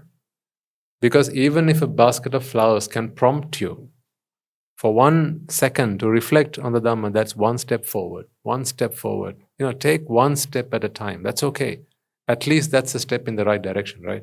But if you look at these flowers and go, ooh, lovely flowers, I like that arrangement. Where do you get them from? That's many steps backwards. But look at that once and think, I see. What is here is an aggregate, but there's one here that seems like it's one. So there's a contemplation there to be done. That is a moment of insight. That one moment of insight will take you one step forward. That's why Guru Hamdro says, whatever you do, chopping your carrots, chopping your onions, cooking, cleaning, washing, feeding the children, whatever you do, right? Make use of those opportunities to insightfully inspect the Dhamma. When you're here, we make you do it 24/7. But when you're there, you have to be diligent in your quest to find those opportunities. That is the discipline that I can't give you. I can give you inspiration, I can motivate you, but determination and discipline, you have to find them yourself. Let us take a moment then to transfer the merits that we have all acquired today by chanting Pirit, listening to the Dhamma, and engaging in various meritorious deeds to all those who deserve it. First and foremost, let us take a moment to transfer the merits to those who have given us the Dhamma in the form of the Tripitaka. And let us take a moment to be incredibly grateful and to be incredibly grateful to the bhikkhus and bhikkhunis, upasakas and upasikas, who since time immemorial have protected and preserved and passed down the Dhamma through the generations of the noble lineage, which is available today to study, understand, and comprehend the truth. Let us take a moment to transfer the merits we have acquired to all members of the Mahasangha who are present throughout the world, including the chief prelates of all of the chapters who have dedicated their lives to the noble path and have committed themselves towards the betterment of all sentient beings. Let us not forget that among them are the monks and nuns resident in your local temples and nunneries who have always been by your side through thick and thin, come rain or shine. Let us transfer these merits to Guru Swami Mahanse, as well as all the teachers resident at the monastery, the anagarikas and anagarikas attached to the monastery. Let us take a moment to transfer these merits and express our gratitude to those who make great efforts to disseminate the teachings of the Buddha, be that by transliterating these talks, sharing them out with others, or inviting others to join them. And may, through the power of these merits, if any of them have been born in the woeful plane, they redeem themselves and be born in the blissful plane. May through the power of these merits they prosper in divine... May through the power of these merits they abstain from the unmeritorious deeds, fulfill the meritorious deeds, fulfill the noble eightfold path, and may they all attain the supreme bliss of Nibbána. Sadhu, sadhu, sadhu. Let us take a moment to transfer the merits we have acquired to our devotees, friends of the monastery, who for the sake of merits continue to sustain the Mahasangha. This includes everyone from those of you who have contributed to the construction of the monastery and to those who provide the Mahasangha with shelter, alms, robes, and medicines, as well as those who have passed on their know-how and continue to extend their well wishes. And may, through the power of these merits, they abstain from the unmeritorious deeds, fulfill the meritorious deeds, fulfill the noble eightfold path, and may they all attain the supreme bliss of Nibbána. Sadhu, sadhu, sadhu.